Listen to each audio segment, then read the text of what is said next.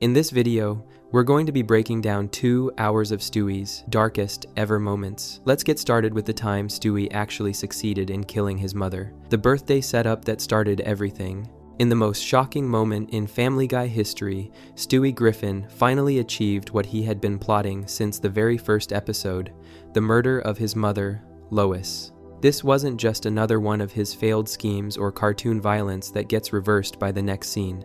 In Stewie Kills Lois, the baby genius actually pulls the trigger and seemingly ends his mother's life in the most brutal way possible. The setup for this dark turn begins innocently enough. It's Lois's birthday, and the Griffin family is gathered around the dinner table for what should be a celebration. The family gives her their typical mediocre gifts, nothing particularly special or thoughtful. Then Brian, the family dog, steps forward with something different, a pair of cruise tickets. Lois immediately assumes these tickets are for her and Peter to enjoy a romantic getaway together, leaving the children at home. This assumption proves to be the catalyst for everything that follows. Stewie, who has always harbored intense feelings about being left out of family activities, becomes absolutely furious when he realizes that once again, he's being excluded from something important. The cruise represents more than just a vacation to Stewie. It's another example of how his parents don't consider him worthy of inclusion in their adult world. Despite his superior intelligence and sophisticated understanding of complex matters, the psychology behind Stewie's rage. What makes this situation particularly dark is how it reveals the depth of Stewie's psychological wounds. Throughout the series, we've seen hints that his matricidal tendencies stem from feeling constantly thwarted and dismissed by Lois. She unknowingly interferes with his schemes not out of malice, but simply because she treats him like the baby he appears to be, rather than the genius he actually is. This cruise exclusion becomes the final straw in a lifetime of perceived slights and dismissals. Stewie's anger isn't just about missing a vacation, it's about the fundamental disconnect between how he sees himself and how his family treats him. He possesses the intellectual capacity of an adult, the technological skills of a mad scientist, and the strategic thinking of a military general. Yet his mother continues to treat him as nothing more than a helpless infant who needs diaper changes and baby food. This psychological dynamic has been building throughout the entire series. Every time Lois picks him up when he doesn't want to be held, every time she interferes with his plans without understanding their complexity, every time she dismisses his sophisticated vocabulary as baby babble, HLS, these moments have been accumulating in Stewie's mind like pressure in a volcano ready to explode. Brian's fatal miscalculation. Brian, who serves as something of a voice of reason in the Griffin household, initially dismisses Stewie's threats as more of the same empty bluster he's been spouting for years. Throughout the series, Stewie has made countless declarations about killing Lois, building elaborate weapons, and planning her demise. Every single time, these plans have either failed spectacularly or been abandoned when Stewie gets distracted by something else. Brian has witnessed this pattern so many times that he's become completely desensitized to Stewie's murderous rhetoric. This dismissive attitude from Brian proves to be a crucial mistake. When Stewie declares that this time will be different, that he will finally prove he has what it takes to commit matricide, Brian laughs it off as just another empty threat. He reminds Stewie of all the previous times he's made similar claims, pointing out that despite all his intelligence and technological capabilities, Stewie has never actually followed through on his ultimate goal.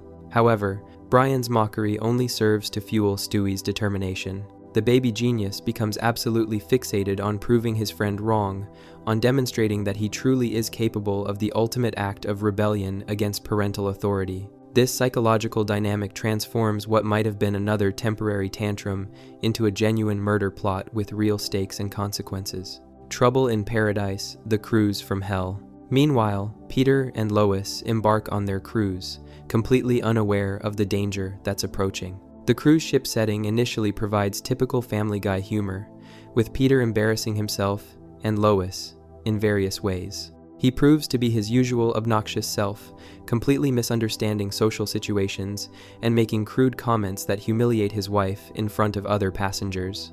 Peter's behavior on the cruise reaches new levels of inappropriate conduct. According to the episode, he defecates on the poop deck, apparently thinking this is what the area is actually for. He makes incorrect movie references, insisting that Philip Seymour Hoffman was the lead actress in Titanic instead of Kate Winslet. Most damaging of all, he shares completely inappropriate stories about their family at the captain's dinner table, including details about how they almost aborted Meg. These embarrassing incidents create serious tension between Peter and Lois, leading to arguments and frustration that make their romantic getaway feel more like a nightmare. Lois finds herself increasingly isolated and upset, dealing not only with Peter's behavior but also with the social awkwardness of being associated with his antics. The other passengers begin to avoid them, and what should have been a relaxing vacation becomes a source of stress and humiliation. The mounting tension between Peter and Lois reaches a breaking point when she can no longer tolerate his behavior. She storms off to be alone, needing space to process her frustration and disappointment. This moment of vulnerability, when Lois is isolated and emotionally distraught, creates the perfect opportunity for what comes next. Stewie's arrival, the speedboat pursuit. What happens next demonstrates the true extent of Stewie's determination and resourcefulness. Rather than simply waiting at home and plotting his revenge for after his parents return, Stewie takes immediate action. Using his advanced technological capabilities, he somehow manages to acquire and operate a speedboat, tracking down the cruise ship in the middle of the ocean. This detail is crucial because it shows that Stewie's plan isn't impulsive or emotional, it's calculated and methodical. He didn't just grab a weapon in a moment of rage. Instead, he planned out how to locate a moving cruise ship, obtained the necessary transportation, navigated ocean waters, and approached his target with military precision. This level of premeditation makes what follows even more chilling. The image of a 1-year-old baby piloting a speedboat across the ocean to hunt down his mother is both absurd and terrifying. It perfectly captures the dark comedy that Family Guy is known for, while also highlighting just how dangerous Stewie can be when he puts his mind to something. His appearance on the ship represents the collision of his childish appearance with his adult-level capability for violence. The confrontation, face-to-face with death. When Stewie finally confronts Lois on the deck of the cruise ship, the scene takes on an almost surreal quality. Lois, who had gone outside to deal with her frustration over Peter's behavior, is completely shocked to see her baby on the ship.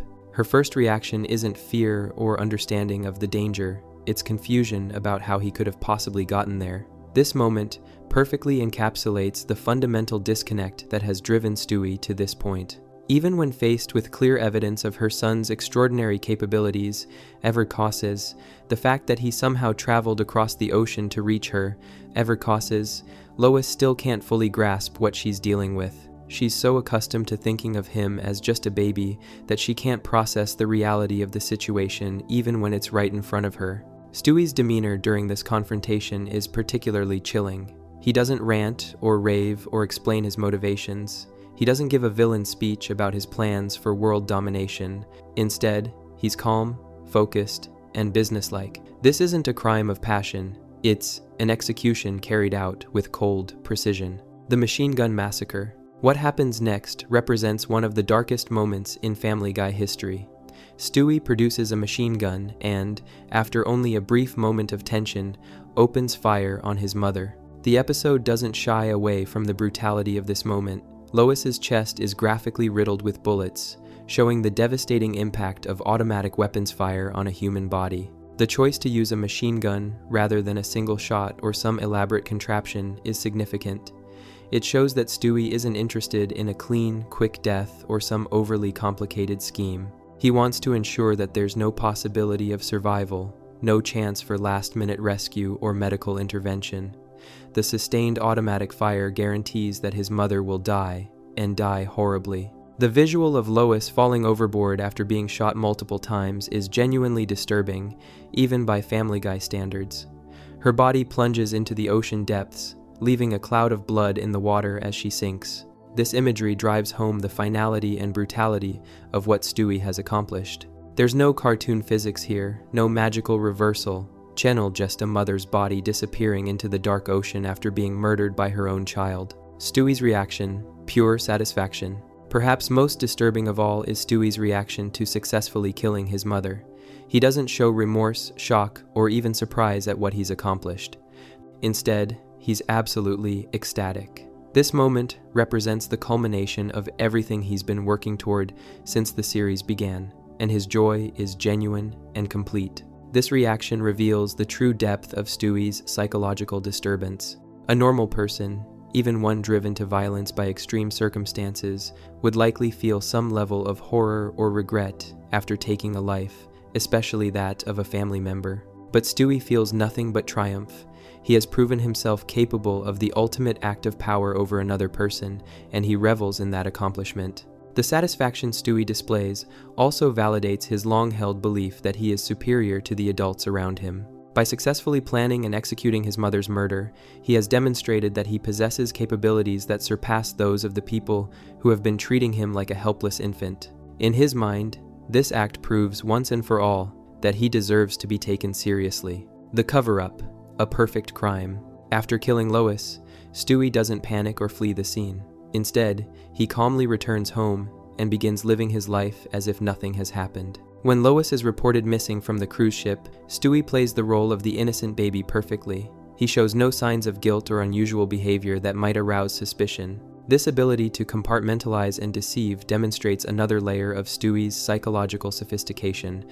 Not only was he capable of planning and executing a murder, but he can also maintain an elaborate deception over an extended period. He understands how investigations work, how suspicion develops, and how to avoid drawing attention to himself. The fact that Stewie keeps souvenirs of his crime, USD, drawings depicting various ways of killing Lois and the gun he used, shows both his pride in the accomplishment and his confidence that he won't be caught. These mementos represent trophies of his greatest achievement, proof of his transformation from would-be world conqueror to actual killer. Life after murder, the new family dynamic. The episode reveals how the Griffin family adapts to life without Lois over the course of a year. Each family member processes the loss differently, creating a new dynamic that shows both the impact of her absence and the family's resilience. Peter begins dating other women, including a cancer patient, demonstrating his attempt to move on, while also highlighting his characteristic lack of sensitivity. Chris has been told that his mother is away at a health spa, protecting him from the truth of her death. This deception requires ongoing effort from the family and shows their desire to shield the children from trauma. However, it also creates a complex web of lies that becomes increasingly difficult to maintain. Most tellingly, Meg apparently begins to flourish after her mother's death.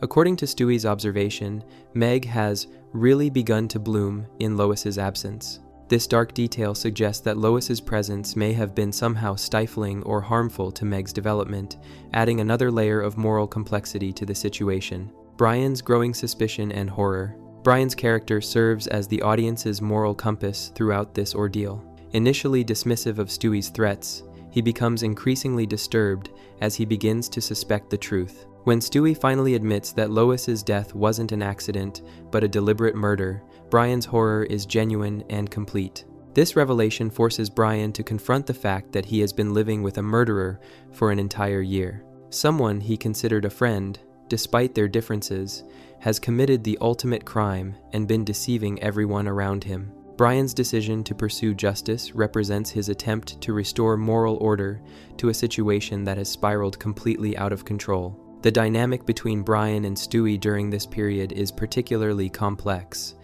Brian knows that exposing Stewie means destroying the family and potentially putting himself in danger from someone who has already proven capable of murder. Yet his conscience won't allow him to remain silent about such a horrific crime. The investigation takes a dark turn. When Peter mentions that Lois's life insurance policy has paid out, it creates suspicion among his friends Joe, Quagmire, and Cleveland. The timing of the policy, taken out during the cruise right after Peter and Lois had a fight, makes Peter look like the prime suspect in his wife's murder. This development shows how easily circumstantial evidence can point investigators in the wrong direction. The discovery of Stewie's drawings and murder weapon in the family's garbage should have solved the case immediately. However, because the handwriting on the drawings resembles Peter's, and because no one can conceive of a baby being capable of such a crime, the evidence only serves to further incriminate Peter. This misinterpretation of evidence highlights how preconceptions about age and capability can blind people to the truth. Stewie's reaction to this development reveals his calculating nature. Rather than feeling guilty about his father being blamed for his crime, he's ecstatic that it appears he has pulled off the perfect murder. This response shows that Stewie's lack of empathy extends beyond his mother to include his entire family. He's willing to let his father go to prison for life rather than take responsibility for his own actions. Summary: the Stewie Kills Lois episode represents one of the darkest moments in Family Guy history, showing Stewie's transformation from a would-be villain to an actual murderer. Beginning with his exclusion from a family cruise, Stewie's rage builds to the point where he tracks down the ship and shoots his mother with a machine gun, watching her body sink into the ocean. His complete satisfaction with the murder, combined with his ability to deceive everyone for a year while his father faces wrongful prosecution, demonstrates the true depth of his psychological disturbance. The episode explores themes of family dysfunction, the consequences of dismissing someone's capabilities, and the horror of living with a killer who appears innocent on the surface. Before we move on, make sure to subscribe if you're enjoying this breakdown. Moving on, we have Chick Cancer. Chick Cancer, setting Olivia and Victor on fire in the playhouse. The return of Olivia Fuller. One of Stewie Griffin's most disturbing acts of violence occurs in the episode Chick Cancer, where his capacity for jealousy and revenge reaches truly horrifying levels. This incident represents a turning point in how viewers understand Stewie's psychological makeup, showing that his violent tendencies aren't limited to family members or random strangers, they extend to people he claims to love. The episode begins with Stewie learning that his old friend Olivia Fuller, a child actress, is making what appears to be her final public appearance. Olivia's Hollywood career is crumbling because her Tasty Juice advertisement campaign has been dropped, marking the end of her time in the spotlight. She's making one last appearance at the Quahog Mall to open a new store, and Stewie initially decides to attend this event for the worst possible reasons. Stewie's first instinct isn't to support his old friend during what must be a difficult time in her young life. Instead, he wants to go to the mall specifically to gloat over her misfortune. This reveals the cruel streak that runs through Stewie's personality. He takes pleasure in seeing others fail, even people he once considered friends. The fact that he would want to mock a child whose career is ending shows just how lacking he is in basic empathy and compassion. Love at first sight, again. However, Stewie's plans for mockery completely change when he actually sees Olivia again. Rather than feeling superior or satisfied by her reduced circumstances, he finds himself falling in love with her all over again. This sudden shift from cruelty to infatuation demonstrates how quickly Stewie's emotions can change and how intense his feelings become once they take hold. The reunion between Stewie and Olivia initially seems sweet and innocent. Two young children reconnecting after time apart, finding comfort in each other's company during what should be a simple friendship. But from the very beginning, there are signs that Stewie's feelings are more intense and possessive than what would be considered normal or healthy, even for adult relationships. Olivia, for her part, doesn't immediately return Stewie's romantic feelings. She seems to view their reconnection more as a renewal of friendship than the beginning of a serious relationship. This mismatch in expectations and emotional investment sets the stage for everything that follows, creating a dynamic where Stewie becomes increasingly desperate to win her affections. Learning the wrong lessons about love. Confused about how to make Olivia like him romantically, Stewie turns to Brian for advice about relationships. This consultation leads to one of the episode's most disturbing elements, Stewie's observation of how their neighbor, Glenn Quagmire, interacts with women. When Stewie and Brian witness Quagmire being mean to a woman and seemingly getting positive results, Stewie draws a completely wrong conclusion about how relationships should work. This moment is particularly dark because it shows how Stewie's lack of real-world experience makes him vulnerable to learning toxic relationship patterns. He sees Quagmire's manipulative behavior and decides that being cruel and controlling is the key to romantic success. This misunderstanding of human relationships becomes the foundation for how Stewie approaches his relationship with Olivia. The fact that Stewie bases his relationship strategy on Quagmire's behavior is especially troubling given what viewers know about Quagmire's character. Using someone with such problematic attitudes toward women as a role model practically guarantees that Stewie will develop unhealthy relationship patterns. But Stewie lacks the emotional maturity and life experience to recognize that what he's witnessing isn't actually successful relationship behavior. The honeymoon phase.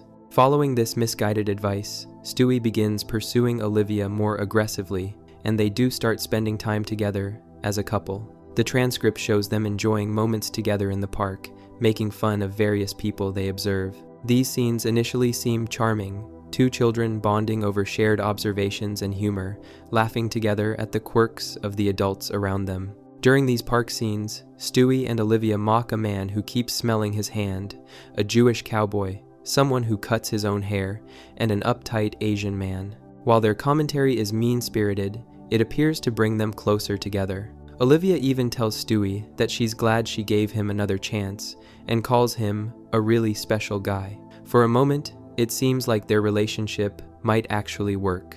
These happy moments make what happens later even more disturbing. Stewie experiences genuine joy and connection with Olivia during this period. He tells her he can't think of anywhere he'd rather be than with her in that moment. This suggests that Stewie is capable of real affection and happiness in relationships, which makes his eventual violent reaction all the more shocking and tragic. Cracks in the foundation.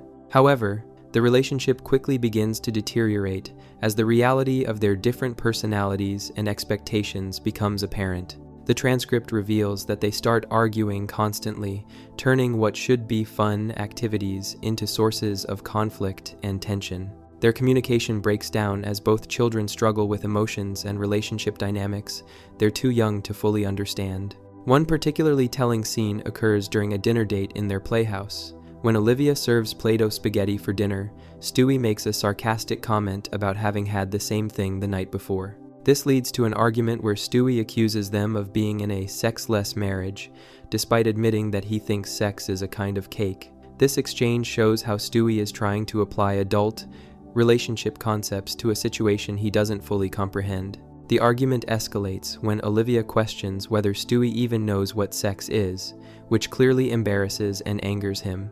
Rather than admitting his ignorance, Stewie becomes defensive and tries to redirect the conversation. This pattern, Stewie, feeling insecure about his knowledge or experience, and responding with anger, becomes a recurring theme in their relationship. The breaking point. The relationship reaches its lowest point during a double date with Brian and his girlfriend Jillian. What should be a fun social activity becomes a disaster, as Stewie and Olivia continue their pattern of constant bickering in front of their friends. The transcript shows Stewie creating a scene in the restaurant, getting into a confrontation with another patron who asks him to keep quiet. During this restaurant incident, Stewie's behavior becomes increasingly erratic and aggressive.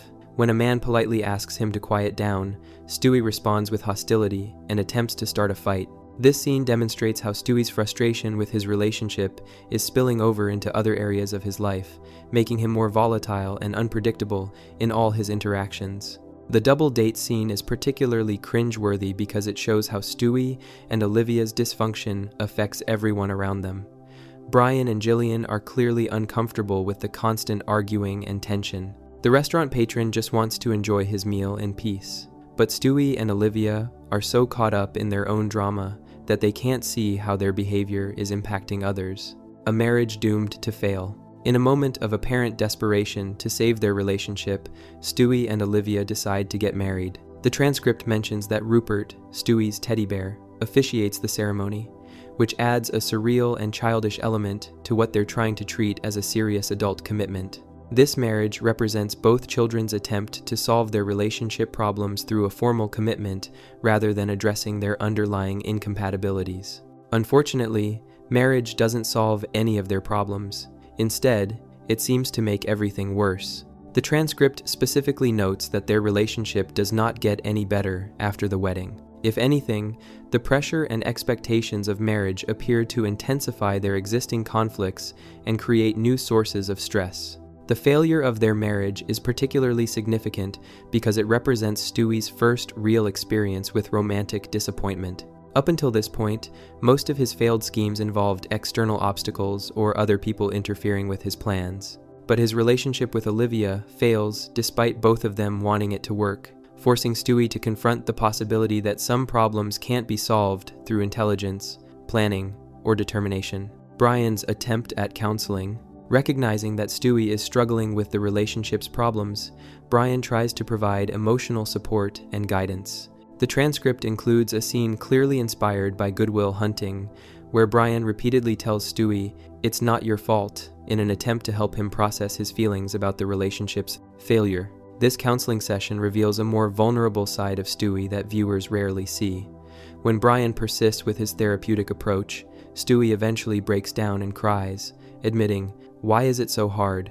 I didn't know it was going to be so hard." This moment of genuine emotion shows that underneath all his bravado and intelligence, Stewie is still just a child, trying to navigate feelings and experiences that are beyond his emotional maturity. Brian's attempt to help Stewie process his emotions is actually quite touching, showing the depth of their friendship and Brian's genuine care for Stewie's well-being. However, this emotional support comes too late to prevent what happens next, and may actually contribute to Stewie's sense that he needs to take dramatic action to resolve his situation. The discovery of betrayal. After receiving Brian's encouragement to give the relationship another chance, Stewie returns to their playhouse to apologize to Olivia and try to work things out. He's prepared to take responsibility for his part in their problems and make a genuine effort to save their marriage. This shows real emotional growth for Stewie, demonstrating that he's capable of self-reflection and the desire to make amends. However, when Stewie arrives at the playhouse, he discovers what he perceives as the ultimate betrayal. Olivia is playing with silly putty with her friend Victor, and Stewie immediately interprets this innocent activity as cheating. This misunderstanding reveals how Stewie's possessiveness and jealousy have completely distorted his perception of normal social interactions. The fact that Olivia is simply playing with a friend, engaging in the kind of innocent childhood activity that should be completely normal and acceptable, shows how unreasonable Stewie's expectations have become. His reaction demonstrates that he views Olivia as his exclusive property rather than as an individual person with the right to have other friendships and interests. The point of no return. Upon discovering Olivia playing with Victor, Stewie doesn't confront them, demand an explanation, or even try to understand what's actually happening. Instead, he immediately decides that the relationship is over and that drastic action is required. This snap decision reveals how Stewie's mind works when he feels betrayed. He moves directly from hurt feelings to thoughts of revenge without considering any middle ground. The transcript shows Stewie leaving the playhouse with a seemingly calm demeanor, but his next actions reveal the violent thoughts churning beneath the surface. Rather than simply walking away from the relationship or trying to work through his feelings, Stewie makes a conscious decision to commit an act of horrific violence. What makes this moment particularly disturbing is how calculated Stewie's response is. He doesn't act in a moment of blind rage or temporary insanity. Instead, he takes the time to leave the playhouse, obtain the materials needed to start a fire, and then return to carry out his plan. This premeditation shows that Stewie's violent action isn't an emotional outburst but a deliberate choice. The arson attack. Stewie's method of revenge is as shocking as it is methodical. He sets fire to the cardboard playhouse while Olivia and Victor are still inside, effectively attempting to murder both children. The transcript captures his satisfaction with this act, as he declares it an idea for a farce, cheating wife and pompous ass burned alive, while laughing maniacally. The choice to use fire as his weapon is particularly disturbing because of how painful and terrifying it would be for his victims. Unlike some of Stewie's other violent acts that might be quick or clean, burning someone alive represents prolonged suffering and agony. The fact that Stewie not only chooses this method but seems to take pleasure in imagining his victim's pain reveals the truly sadistic nature of his personality. The arson also represents a complete destruction of everything Stewie and Olivia had built together. The playhouse wasn't just where he discovered her betrayal.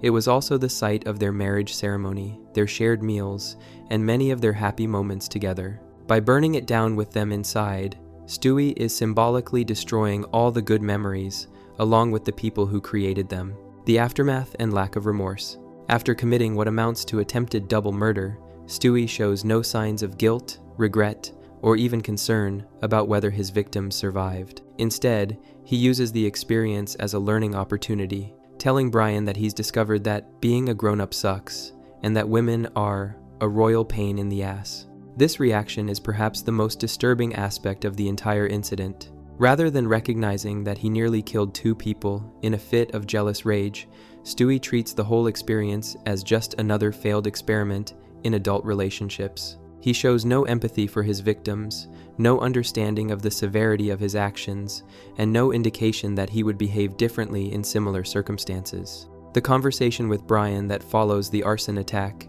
reveals how completely Stewie has rationalized his violent behavior. He doesn't see himself as someone who just committed a horrific crime, but rather as someone who learned an important lesson about the challenges of romantic relationships. This ability to reframe his most violent impulses as educational experiences shows the sophisticated psychological defense mechanisms that allow Stewie to maintain his self-image despite his actions. The casual introduction to homosexuality. The episode ends with Stewie asking Brian why men don't just live together and do what you would do with women, but with your buddy.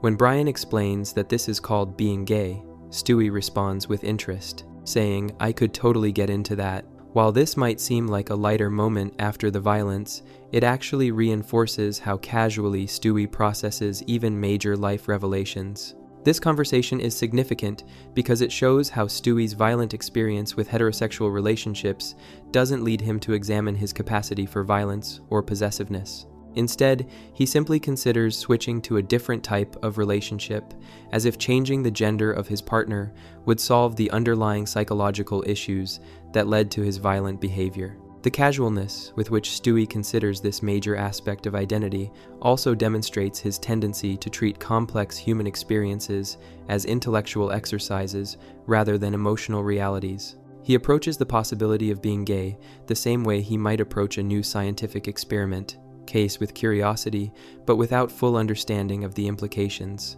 The broader implications. The chick cancer episode represents one of the clearest examples of how dangerous Stewie can be when his emotions are involved. Unlike his schemes for world domination or his plots against Lois, which are often portrayed as somewhat cartoonish or theoretical, his violence against Olivia and Victor feels immediate and personal. The fact that he's willing to murder children, peers, who should be his natural allies and companions, shows that no one is safe from his wrath when he feels wronged. This incident also highlights how Stewie's intelligence and technological capabilities make him far more dangerous than a typical jealous partner. Most children who feel betrayed in relationships might cry, throw tantrums, or break toys. But Stewie has the knowledge and resources to commit acts of violence that could actually kill people. His advanced cognitive abilities, combined with his emotional immaturity, create a uniquely dangerous combination. The episode serves as a dark commentary on how toxic relationship patterns can develop and escalate. Stewie's progression from love to possessiveness to violence follows a pattern that mirrors real-world domestic abuse scenarios, but compressed into the timeline of a children's relationship. This compression makes the violence more shocking, while also highlighting how quickly healthy relationships can become dangerous when one partner becomes controlling and possessive. Summary: in Chick Cancer, Stewie's reunion with child actress Olivia Fuller leads to a toxic relationship marked by constant fighting and possessiveness. After learning misguided relationship advice from observing Quagmire, Stewie becomes increasingly controlling and jealous. When he discovers Olivia innocently playing with her friend Victor, Stewie interprets this as cheating and responds by setting their playhouse on fire with both children inside. His complete lack of remorse afterward, treating the attempted double murder as simply a learning experience about relationships, demonstrates the truly sociopathic nature of his personality. The episode shows how Stewie's intelligence and resources make his emotional immaturity far more dangerous than typical childhood jealousy. Before we move on, make sure to subscribe if you're enjoying this breakdown. Moving on to Send in Stewie, Please. Send in Stewie, Please.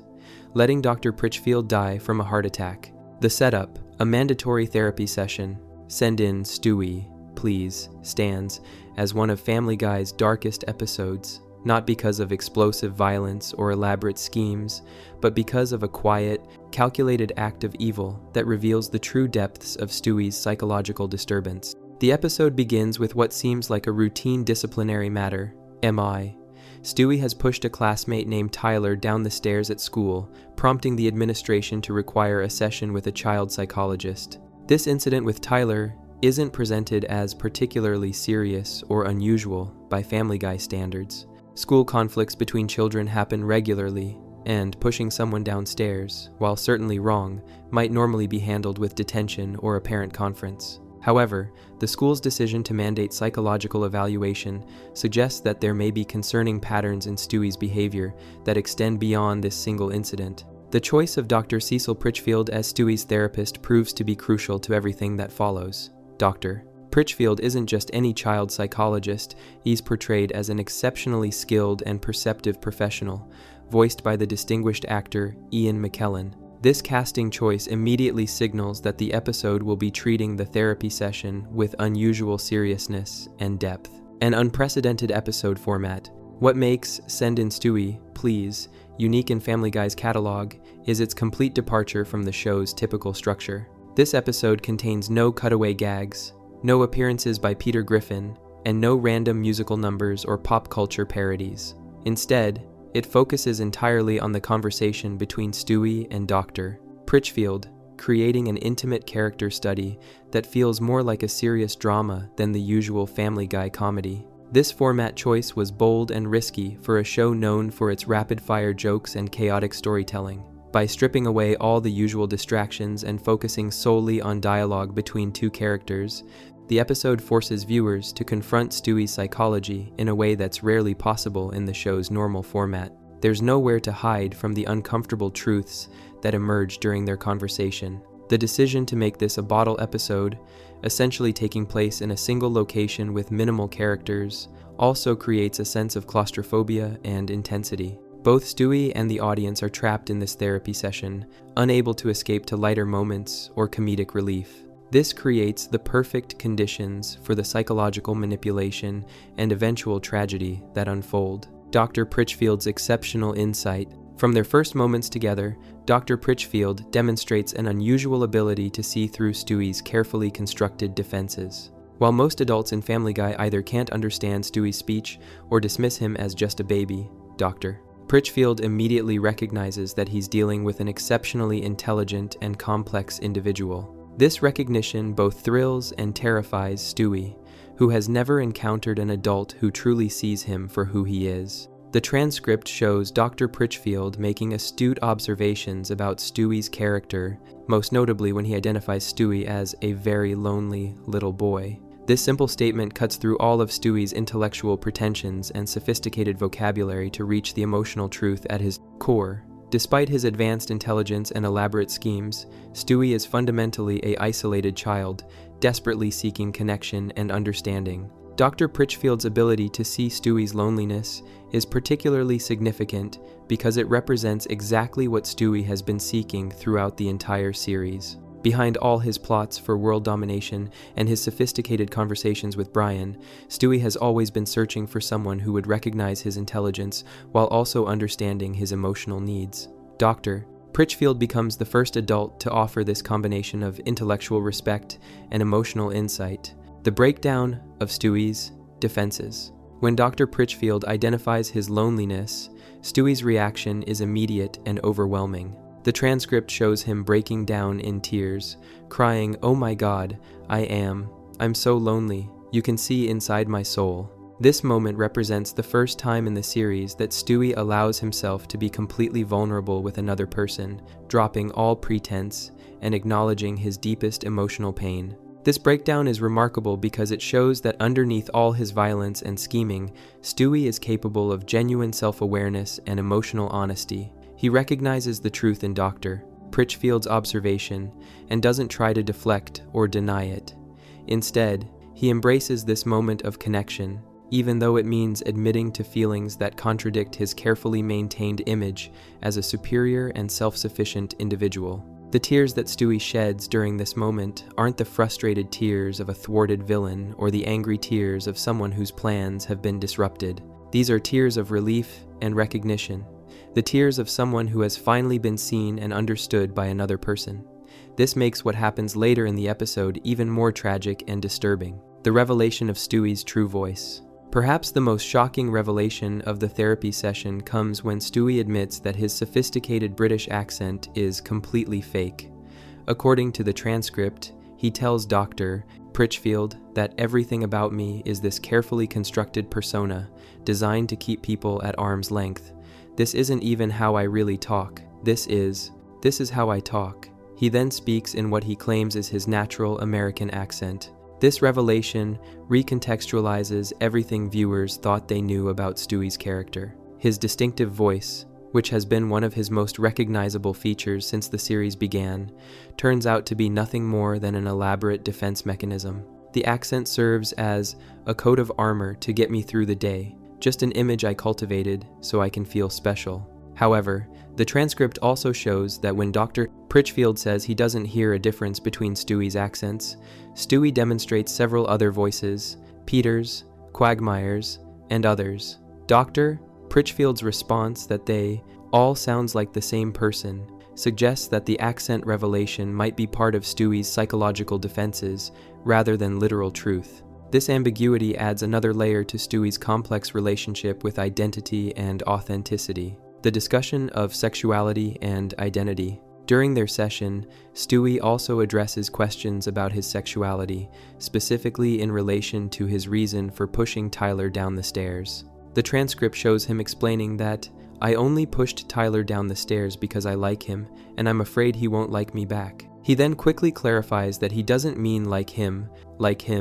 and insists he's not gay. This conversation reveals the confusion and anxiety that Stewie feels about his own identity and attractions. His defensive insistence that he's less gay than I used to be and confident in my heterosexuality suggests that these are questions he's been grappling with internally. The fact that he brings up sexuality without being directly asked about it indicates that it's a source of significant concern for him. Stewie's handling of these identity questions shows both his intellectual sophistication and his emotional immaturity.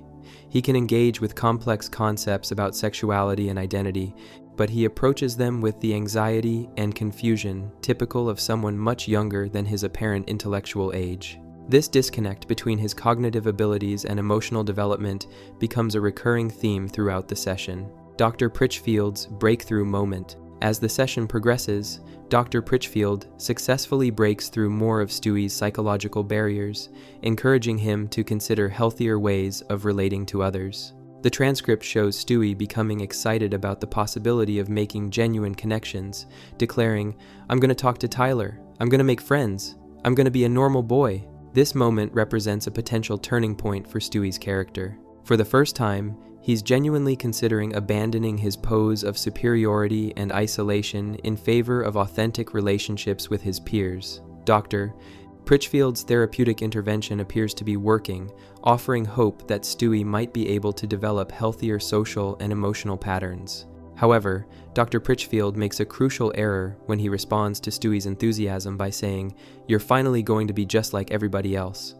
While this comment is meant to be encouraging, it triggers an immediate negative reaction from Stewie, who asks him to repeat the phrase with growing alarm. The fatal mistake. When Dr. Pritchfield repeats, "You're finally going to be just like everybody else," Stewie's entire demeanor changes. The transcript shows him reverting to his British accent as he protests, "But I don't want to be like everybody else." This reaction reveals that, despite his loneliness and desire for connection, Stewie's sense of superiority is too deeply ingrained to abandon completely. This moment highlights the fundamental tension at the core of Stewie's psychology. He desperately wants to be understood and accepted, but he also needs to feel special and superior to others. Dr. Pritchfield's suggestion that therapy success means becoming like everybody else directly threatens Stewie's core identity as an exceptional individual who stands above the common masses. The therapeutic breakthrough that seemed so promising just moments before collapses entirely as Stewie realizes that true emotional health might require giving up the very thing that makes him feel valuable, his sense of being different and superior. This internal conflict between his need for connection and his need for specialness ultimately proves impossible for him to resolve in a healthy way. The heart attack and Stewie's choice. At this crucial moment in their session, Dr. Pritchfield suffers a heart attack. The timing of this medical emergency is particularly tragic because it occurs just as Stewie is grappling with the most important psychological insights of his life. Rather than random chance, the heart attack feels like a cruel interruption of what could have been genuine healing and growth. The transcript doesn't provide details about the heart attack itself, but the episode makes it clear that Dr. Pritchfield's life is in immediate danger, and that Stewie has the opportunity to call for help or provide assistance. This becomes a moment of moral choice for Stewie. He can act to save the life of someone who has just offered him profound understanding and therapeutic breakthrough, or he can choose to let Dr. Pritchfield die. What makes this choice particularly significant is that it occurs in the immediate aftermath of their therapeutic breakthrough. Dr. Pritchfield has just demonstrated exactly the kind of understanding and insight that Stewie has been seeking his entire life. A person motivated by gratitude, affection, or basic human decency would naturally want to save someone who had just provided such valuable help. The calculated decision to let him die. Stewie's decision to let Dr. Pritchfield die isn't made in a moment of panic or confusion.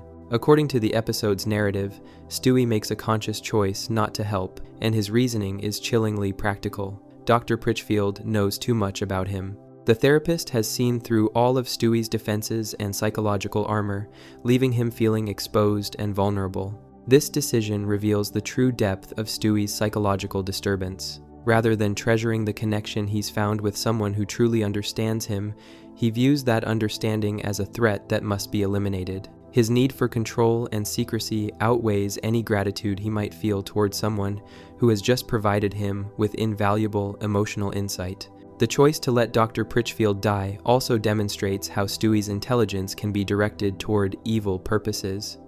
He's smart enough to recognize that Dr. Pritchfield's death will eliminate the threat of exposure, while also ending the uncomfortable psychological pressure to change and grow. In Stewie's calculation, murder becomes the most efficient solution to his emotional discomfort, the aftermath and lack of remorse. After Dr. Pritchfield dies, Stewie shows no signs of guilt, grief, or regret about his decision. The transcript shows that even Dr. Pritchfield's personal life was falling apart at the time of his death. 24. His partner Michael calls to ask for a divorce just after he dies. Stewie's only response to this additional tragedy is the callous observation, "This is not your day." This casual dismissal of both Dr. Pritchfield's death and the dissolution of his relationship reveals how completely Stewie compartmentalizes his emotions. He doesn't see Dr. Pritchfield as a real person who had hopes, fears, relationships, and a full life that has now been cut short.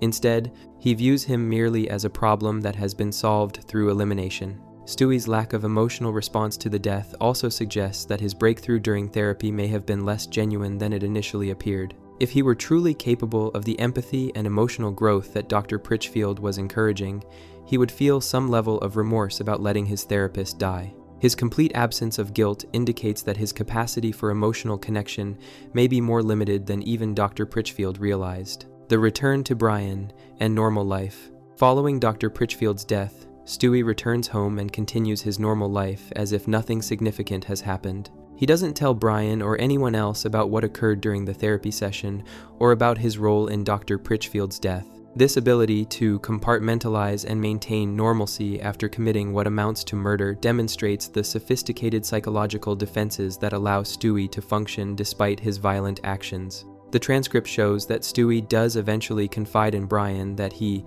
did something bad during the therapy session, but he refuses to provide details about what happened. This partial confession suggests that some part of Stewie recognizes the moral weight of his actions, even if he doesn't feel genuine remorse. However, his unwillingness to fully confess indicates that he's not prepared to face the consequences of his choice. Brian's response to Stewie's distress in A&E, sleeping beside him for comfort, shows the genuine affection and care that exists in their relationship. Brian recognizes that Stewie is troubled and offers emotional support without demanding explanations or judging him for his secretiveness. This compassionate response highlights the contrast between Brian's capacity for unconditional love and Stewie's calculating approach to relationships. The broader implications for Stewie's character. The events of Send and Stewie Please represent a fundamental revelation about Stewie's psychological makeup. Previous episodes had shown him capable of violence and manipulation, but this episode demonstrates that his capacity for evil extends even to people who genuinely care about him and offer him exactly what he claims to want: understanding, acceptance, and emotional connection. Dr. Pritchfield's death also eliminates Stewie's best chance for genuine psychological growth and healing. The therapist had successfully identified the core issues underlying Stewie's antisocial behavior and was beginning to help him develop healthier coping mechanisms. By choosing to eliminate this source of help, Stewie essentially chooses to remain trapped in his current psychological patterns, rather than risking the vulnerability that comes with genuine change. The episode also reveals the limits of therapy and professional intervention when dealing with someone who fundamentally lacks empathy and moral reasoning. Dr. Pritchfield's skills and insights were exceptional, but they couldn't overcome Stewie's basic unwillingness to value other people's lives and well-being. This suggests that Stewie's psychological problems may be too deeply rooted to be addressed through conventional therapeutic approaches. The episode's unique place in Family Guy history. Send in, Stewie, Please stands apart from other Family Guy episodes, not just because of its serious tone and psychological depth, but because it forces viewers to confront the reality of what Stewie actually is. Not a lovable villain or harmless schemer, but a genuine sociopath capable of calculated murder. The episode strips away the comedy and cartoon violence that usually surrounds Stewie's actions to show the true horror of his psychological makeup. The episode's impact is heightened by Ian McKellen's exceptional performance as Dr. Pritchfield, which brings real gravitas and emotional weight to the therapeutic scenes. His portrayal of a skilled, compassionate professional trying to help a deeply troubled child makes Stewie's ultimate betrayal even more shocking and tragic. The decision to end the episode with Dr. Pritchfield's death also represents a rare instance of permanent consequences in Family Guy's universe. Unlike most of the show's violence and chaos, which gets reset by the next episode, Dr. Pritchfield's death has lasting impact and meaning. This permanence forces viewers to grapple with the reality of Stewie's actions rather than dismissing them as cartoon comedy. Summary: in Send in Stewie, Please, Stewie undergoes a mandatory therapy session with Dr. Cecil Pritchfield after pushing a classmate down the stairs. Dr. Pritchfield proves exceptionally skilled at seeing through Stewie's psychological defenses, identifying his deep loneliness and encouraging genuine emotional growth. During their breakthrough session, Stewie reveals that his British accent is fake and admits his desperate need for connection. However, when Dr. Pritchfield suggests that healing means becoming like everybody else, Stewie rejects this path. When the therapist suffers a heart attack during their session, Stewie deliberately chooses not to help, allowing Dr. Pritchfield to die because he knows too much about Stewie's true nature. This calculated murder of someone who genuinely cared about him represents one of Stewie's darkest acts, showing his complete inability to value human life even when it belongs to someone trying to help him. Before we move on, make sure to subscribe if you're enjoying this breakdown. Moving on, we have The Hand That Rocks the Wheelchair. The Hand That Rocks the Wheelchair, creating evil Stewie clone. The beach incident that started everything. The Hand That Rocks the Wheelchair represents one of Stewie Griffin's most disturbing episodes, not because of what he intentionally sets out to do, but because of what he accidentally creates in his attempt to reclaim his evil nature. The episode begins with what appears to be a simple day at the beach, where Stewie has constructed an elaborate sand replica of the Raytheon executive headquarters in El Segundo, California. This impressive feat of engineering demonstrates Stewie's continued intellectual capabilities and attention to detail. However, this moment of pride quickly turns to humiliation when a local boy kicks down Stewie's sand creation and mocks him for his efforts. The boy's casual destruction of hours of work, combined with his dismissive attitude toward Stewie, represents exactly the kind of disrespect that would have once triggered an immediate and violent response from the baby genius. In earlier seasons, such an insult would have resulted in elaborate revenge schemes, or at least threatening behavior. Instead of responding with his typical fury and threats of violence, Stewie attempts to handle the situation through conventional means. He politely approaches the boy, tries to make conversation, and begins assembling what appears to be a rifle to deal with the threat. However, his weapon falls apart before he can use it, and the boy simply walks away, laughing at Stewie's failure. This moment of mechanical incompetence, combined with his inability to inspire fear, leaves Stewie feeling confused and diminished. Brian's uncomfortable observation. The failure with the rifle prompts Brian to make an observation that cuts to the heart of Stewie's current psychological state. According to the transcript, Brian tells Stewie that he thinks he's going soft and points out that it's been a long time since Stewie has tried to blow something up or take over the world, or even used the phrase, "damn you." This assessment forces Stewie to confront the possibility that he's losing the very qualities that have defined his identity since the series began. Brian's observation is particularly significant because it comes from someone who knows Stewie better than almost anyone else. As his closest friend and frequent companion on adventures, Brian has witnessed Stewie's evolution from a purely evil character focused on matricide and world domination to someone more concerned with typical childhood activities. While this character development might be seen as positive growth in most contexts, for Stewie, it represents a fundamental threat to his sense of self. The timing of Brian's criticism is also important because it comes at a moment when Stewie is already feeling vulnerable due to his public humiliation. Rather than offering comfort or support, Brian essentially confirms Stewie's worst fears about himself, that he's becoming ordinary, weak, and unremarkable. This psychological pressure creates the perfect conditions for Stewie to take drastic action to prove that his evil nature remains intact. Stewie's defensive response. When confronted with Brian's assessment, Stewie initially tries to defend his recent behavior by explaining that he has legitimate reasons for being distracted. According to the transcript, he tells Brian, "I got a lot on my plate, man. I'm learning to use the toilet. I'm learning what shapes are. I spent half an hour laughing at my own feet yesterday." This response reveals the fundamental tension between Stewie's advanced intellectual capabilities and his physical reality as a one-year-old child. Stewie's explanation highlights how his daily life involves mastering basic childhood milestones that most people take for granted.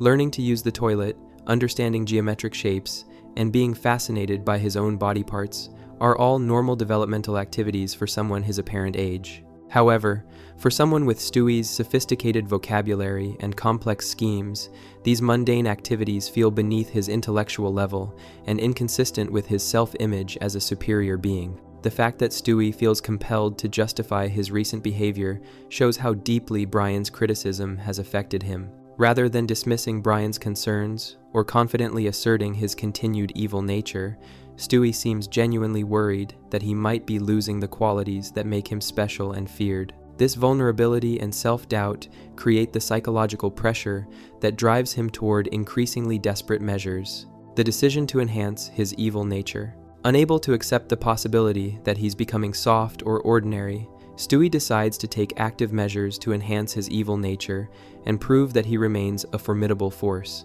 This decision represents a fascinating example of how self-consciousness about one's identity can lead to overcompensation and dangerous behavior. Rather than accepting that personal growth and change might be natural and positive, Stewie views any movement away from pure evil as a weakness that must be corrected. The concept of artificially enhancing one's personality traits through scientific means is classic Stewie behavior, combining his advanced technological capabilities with his psychological insecurities. Rather than working through his feelings about his changing nature or accepting that evolution might be healthy, he approaches the problem like a technical challenge that can be solved through proper application of science and engineering.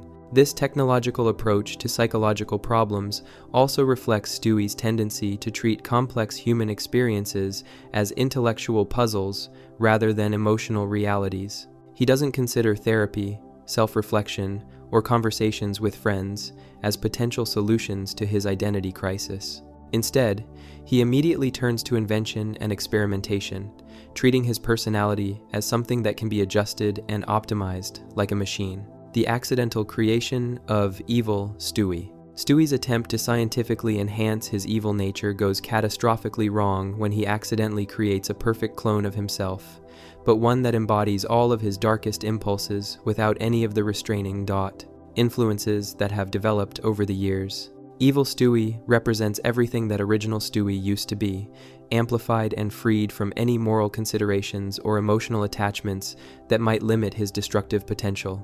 The creation of evil Stewie serves as a dark mirror that shows original Stewie exactly what he used to be like, and by extension, what he's afraid of losing. Evil Stewie possesses all of original Stewie's intelligence and technological capabilities, but none of his growth, friendship with Brian, or developing capacity for genuine emotion. This clone represents pure malevolence, untempered by any humanizing influences. The existence of evil Stewie also forces original Stewie to confront the reality of what his evil nature actually meant in practical terms. When separated from his personality and embodied in a separate individual, Stewie's evil traits become genuinely terrifying rather than darkly amusing. This external perspective allows both Stewie and the audience to see the true horror of unrestrained malevolence. Evil Stewie's rampage through Quahog. Once unleashed, evil Stewie immediately begins a campaign of violence and destruction throughout Quahog that far exceeds anything original Stewie has ever attempted.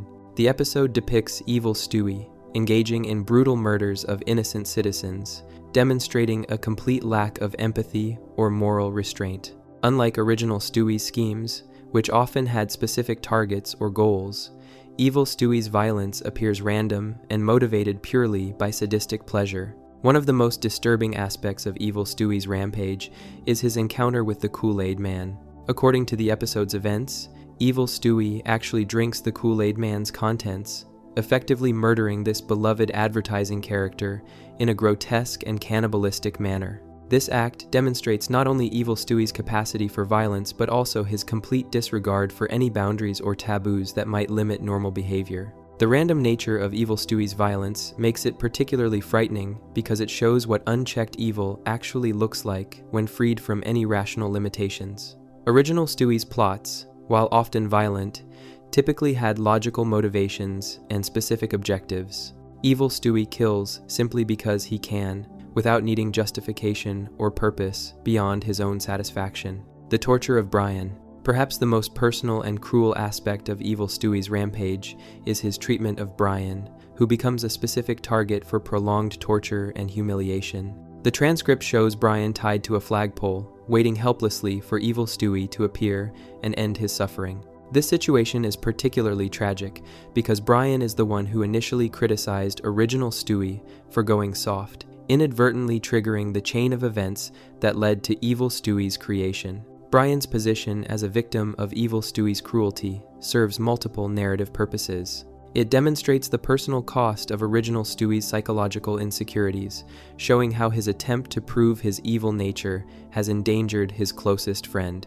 It also highlights the difference between original Stewie's relationship with Brian, which, despite its conflicts, is based on genuine affection, and evil Stewie's purely sadistic approach to interpersonal relationships. The fact that Brian eventually asks evil Stewie to kill him rather than continue the torture shows just how brutal and prolonged his suffering has been. For someone to prefer death over continued existence under evil Stewie's control indicates that the clone's capacity for cruelty far exceeds anything that original Stewie has ever inflicted, even during their worst conflicts. Original Stewie's growing horror. As evil Stewie's rampage continues, original Stewie begins to realize the magnitude of what he has unleashed upon Quahog and the people he cares about.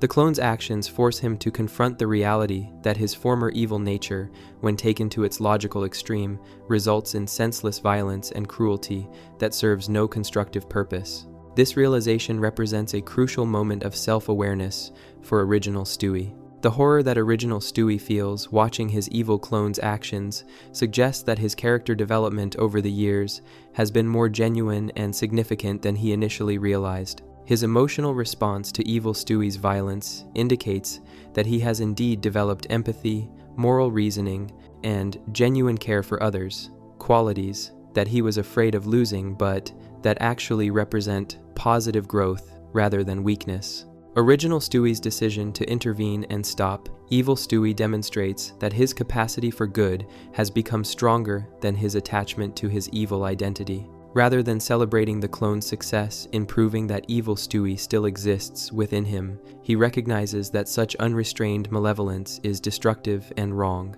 This moral clarity represents significant character development. The confrontation and identity crisis. The final confrontation between original Stewie and evil Stewie becomes a battle for the soul of Stewie's identity. Both versions represent different aspects of his personality, one showing who he used to be and still fears losing, the other showing who he has become and might continue to grow into.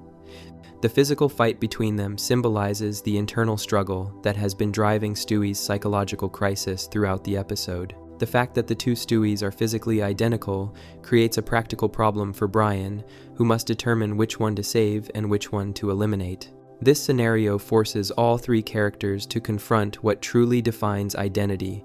Is it physical appearance, shared memories, or fundamental moral character? The transcript shows Brian resolving this dilemma through a test that reveals the essential difference between the two Stewies.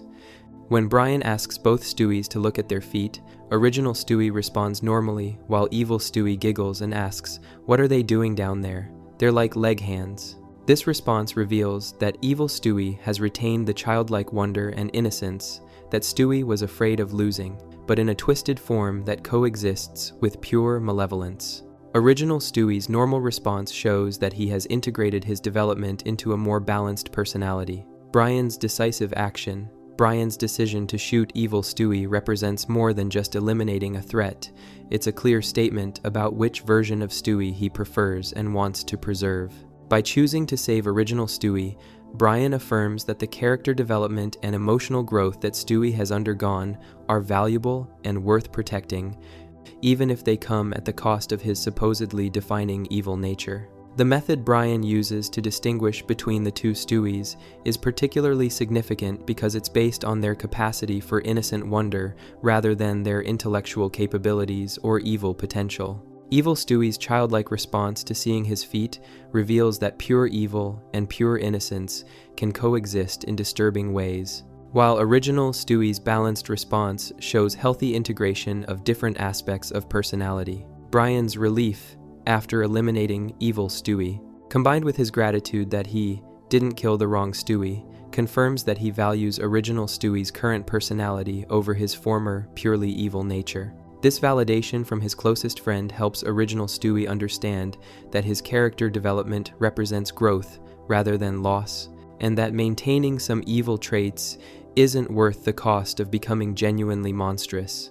The ambiguous ending. The episode ends with an ambiguous moment that calls into question whether Brian actually saved the right Stewie. After the confrontation, the surviving Stewie displays behavior that could be interpreted as either original Stewie's normal personality or evil Stewie's manipulation. This uncertainty creates lasting doubt about which version of Stewie actually survived and whether the threat has truly been eliminated. The ambiguous ending serves multiple purposes in the episode's narrative structure. It maintains tension and uncertainty about Stewie's true nature, suggesting that the capacity for evil remains present even in his more developed personality. It also reflects the reality that personal growth and character development are ongoing processes rather than permanent achievements, and that the potential for regression always exists.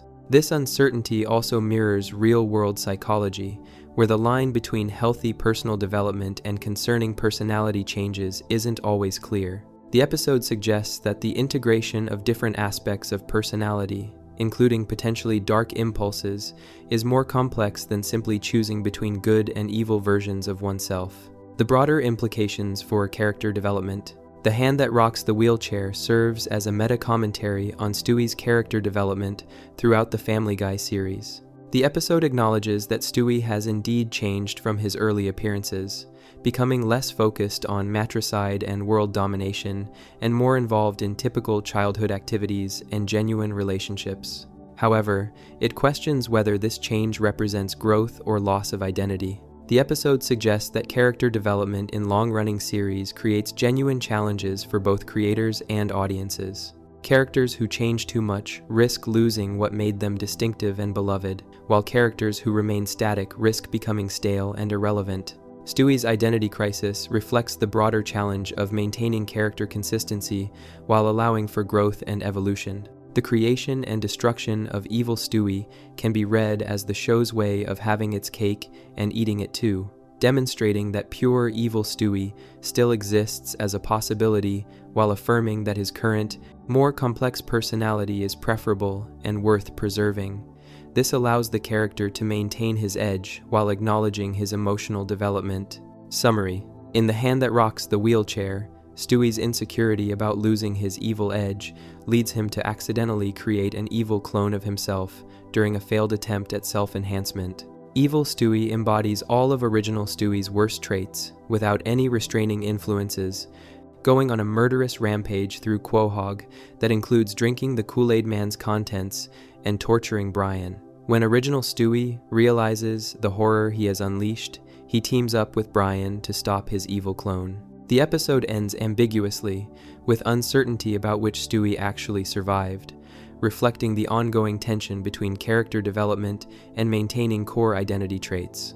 Before we move on, make sure to subscribe if you're enjoying this breakdown. Moving on to Road to the North Pole. Road to the North Pole, CS. Christmas Home Invasion Violence. The Mall Santa encounter that started everything. Road to the North Pole begins as what should be a typical Christmas episode but quickly transforms into one of Family Guy's darkest adventures. The episode starts with Stewie and Brian waiting in line to see the Mall Santa, a normal holiday activity that countless families participate in every year. However, this innocent beginning sets the stage for a series of increasingly disturbing events that reveal the true horror lurking beneath Christmas traditions. The first sign that something is wrong comes when Stewie becomes impatient with the long line and notices that there are black teenagers working at what's supposed to be the North Pole. When Brian awkwardly suggests they might be from Katrina, it becomes clear that the mall's Christmas setup is far from the magical wonderland it's supposed to represent. This initial disconnect between Christmas fantasy and reality foreshadows the much darker truths that Stewie and Brian will discover later. Stewie's interaction with the Mall Santa proves to be the catalyst for everything that follows. Rather than the jolly, magical figure that children expect to meet, the Mall Santa turns out to be rude and dismissive towards Stewie. This negative encounter shatters Stewie's expectations about Christmas and Santa Claus, leading him to make a decision that will have catastrophic consequences for everyone involved. The decision to kill Santa Claus. Following his disappointing experience with the Mall Santa, Stewie makes what might be his most ambitious and disturbing plan yet. He decides to travel to the actual North Pole and murder the real Santa Claus. This decision represents a fundamental escalation in Stewie's violent tendencies, moving from personal grievances against family members to attacking a beloved figure who brings joy to children around the world. The transcript shows Stewie declaring his intention to Brian with characteristic determination. "You do what you want, Brian, but I'm going to the North Pole and gonna kill that bastard." This statement reveals how completely Stewie's disappointment has transformed into murderous rage. Rather than simply accepting that his mall experience was less than ideal, he immediately jumps to the most extreme possible response. Stewie's plan to kill Santa Claus also demonstrates his complete inability to understand proportional responses to disappointment. Most children who have negative experiences with Mall Santas might be upset or cry, but they don't typically plan elaborate murder schemes. Stewie's reaction shows how his advanced intelligence, when combined with his emotional immaturity, leads to solutions that are both sophisticated and completely inappropriate. Brian's failed attempt at reason. When Brian realizes the seriousness of Stewie's intentions, he attempts to talk him out of the plan by revealing that Santa Claus doesn't actually exist. This seems like a reasonable approach. If Santa isn't real, then Stewie can't kill him, and the whole scheme becomes impossible. However, Brian's logical intervention completely backfires due to Stewie's unique worldview and understanding of reality. The transcript shows Stewie's response to Brian's revelation. Rhea, really? Brian? He doesn't exist? Oh, interesting theory, Brian. Who else isn't real?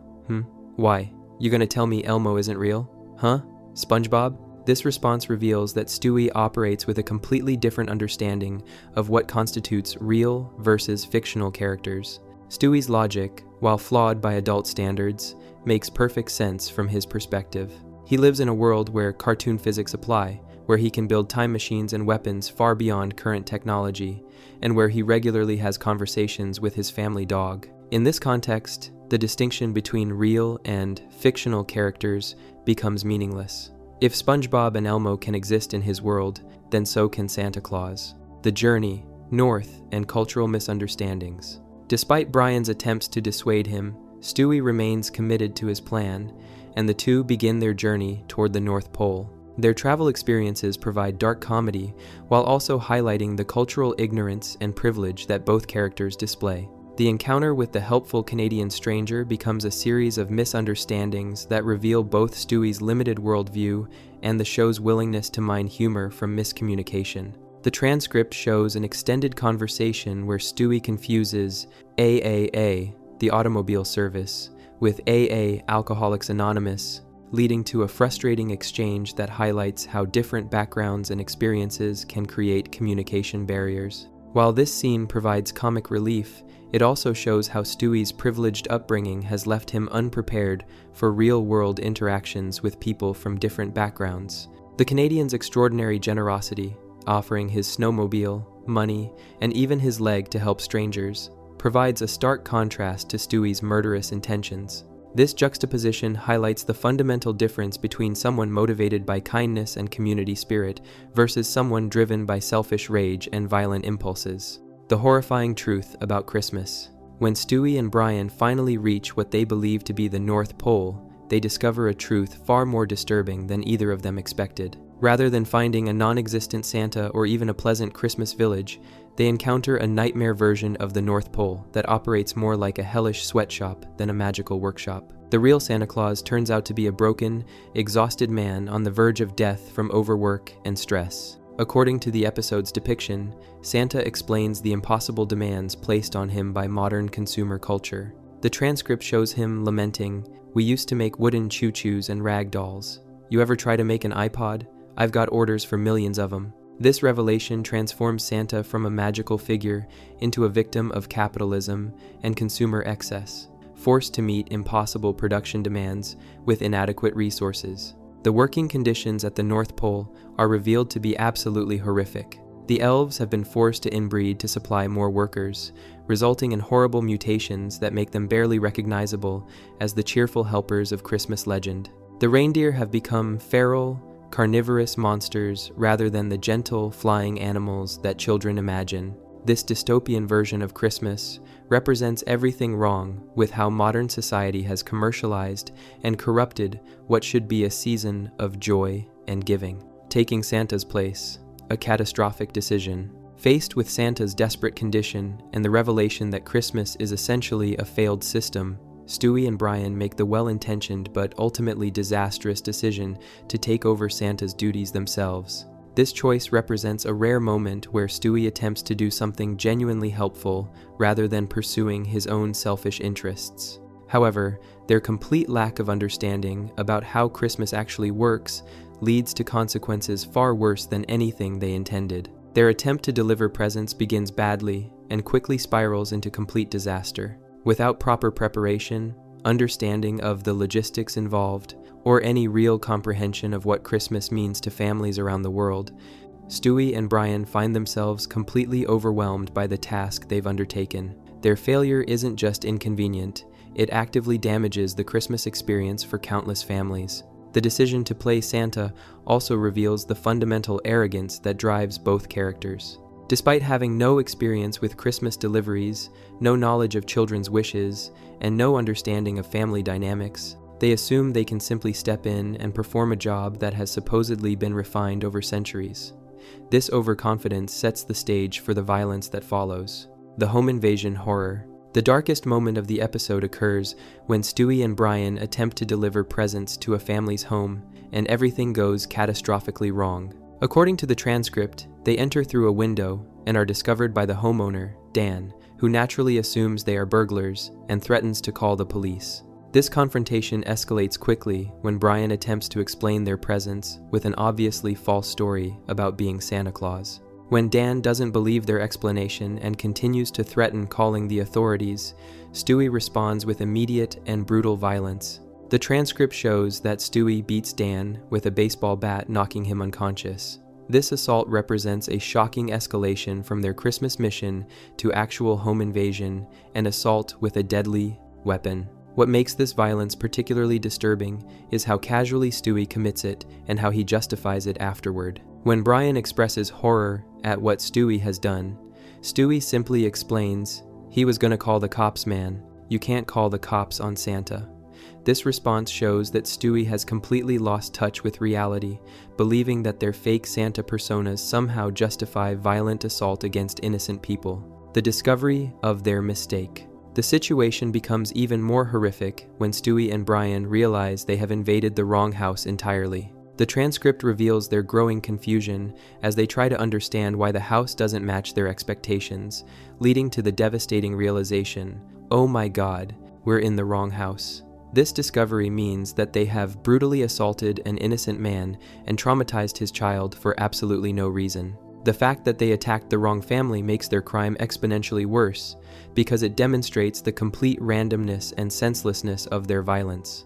Dan and his daughter weren't even supposed to be their targets. They were simply innocent victims who happened to be in a house that Stewie and Brian mistakenly entered. This random victimization makes their assault feel more like a home invasion committed by dangerous criminals than a misguided Christmas mission. The presence of a child witness to this violence adds another layer of trauma and horror to the situation. Not only has this little girl watched her father being beaten unconscious by strangers, but she's also been forced to participate in Stewie and Brian's delusional fantasy about being Santa Claus.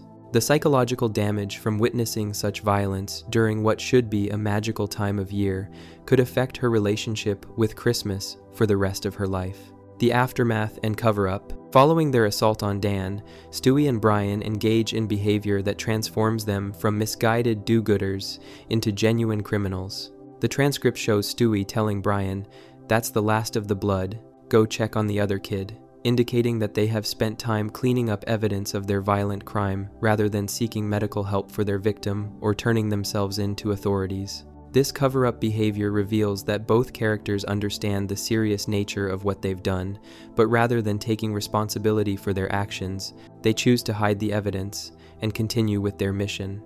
This decision shows a complete lack of moral reasoning and empathy for their victims. They treat Dan's assault as merely an inconvenience to be cleaned up rather than a serious crime with real consequences for real people. The casual way that Stewie discusses the last of the blood also suggests that Dan's injuries were severe enough to cause significant bleeding. This detail makes their assault potentially life-threatening rather than just a simple battery. The fact that they leave the scene without ensuring Dan receives medical attention shows a callous disregard for human life that goes beyond their typical cartoon violence. The encounter with Quagmire's niece. Later in the episode, Stewie and Brian encounter Quagmire and his young niece Abby while waiting to see another mall Santa. This interaction provides a stark contrast to their earlier violence, while also highlighting their complete inability to understand appropriate social behavior. When Brian mistakes Abby for a boy and makes assumptions about her appearance, the situation quickly becomes deeply uncomfortable for everyone involved. The transcript reveals that Abby is actually a young cancer patient whose hair loss is due to chemotherapy treatments, not a fashion choice or natural appearance. Brian's innocent mistake of calling her a little guy and asking if she's been a good boy inadvertently highlights her medical condition and gender in a way that clearly causes her emotional distress. Quagmire's angry response to Brian's mistake, "Right Nane, that little guy is my niece Abby, you douche." Her hair's short because of the chemotherapy reveals the additional layer of tragedy in this situation. Abby is not just dealing with a serious medical condition, but also struggling with the social and emotional challenges that come with visible signs of illness during childhood. Brian's catastrophic social blunder. The situation with Abby becomes even worse when Brian attempts to apologize, but inadvertently makes things much more traumatic for the child. When he says, "I didn't know she was dying," he introduces the concept of death into a conversation with a young cancer patient who may not have fully understood the potential severity of her condition. This thoughtless comment transforms an awkward social situation into a genuine psychological trauma. The transcript shows Abby's immediate response, "Uncle Glenn, am I dying?" This innocent question reveals that Brian's careless words have forced a young child to confront her own mortality in a way that her family had been trying to avoid. The fact that she turns to her uncle for reassurance shows her trust in the adults around her to protect her from frightening realities. Quagmire's response to this situation demonstrates both his love for his niece and his fury at Brian's insensitivity. He reassures Abby that she's not dying and promises that Santa will help her, while simultaneously ordering Brian to leave. This moment shows how Brian's social ignorance and inability to think before speaking can cause real harm to vulnerable people. The broader pattern of harm. The episode reveals a disturbing pattern in how Stewie and Brian's Christmas mission consistently results in harm to innocent people, particularly children. From their assault on Dan in front of his daughter to their traumatizing of Abby with careless comments about death, their attempts to participate in Christmas traditions leave a trail of psychological and physical damage. This pattern suggests that both characters are fundamentally unsuited for the roles they've tried to assume. Their combination of good intentions and poor judgment, violent tendencies and social ignorance, creates a toxic mix that makes them dangerous to be around, especially for vulnerable populations like children and families. The episode also highlights how privilege and self-centeredness can blind people to the real impact of their actions on others. Both Stewie and Brian approach Christmas from their own perspectives and needs without considering how their behavior affects the people around them. This narcissistic worldview allows them to justify increasingly harmful behavior as long as it serves their own goals.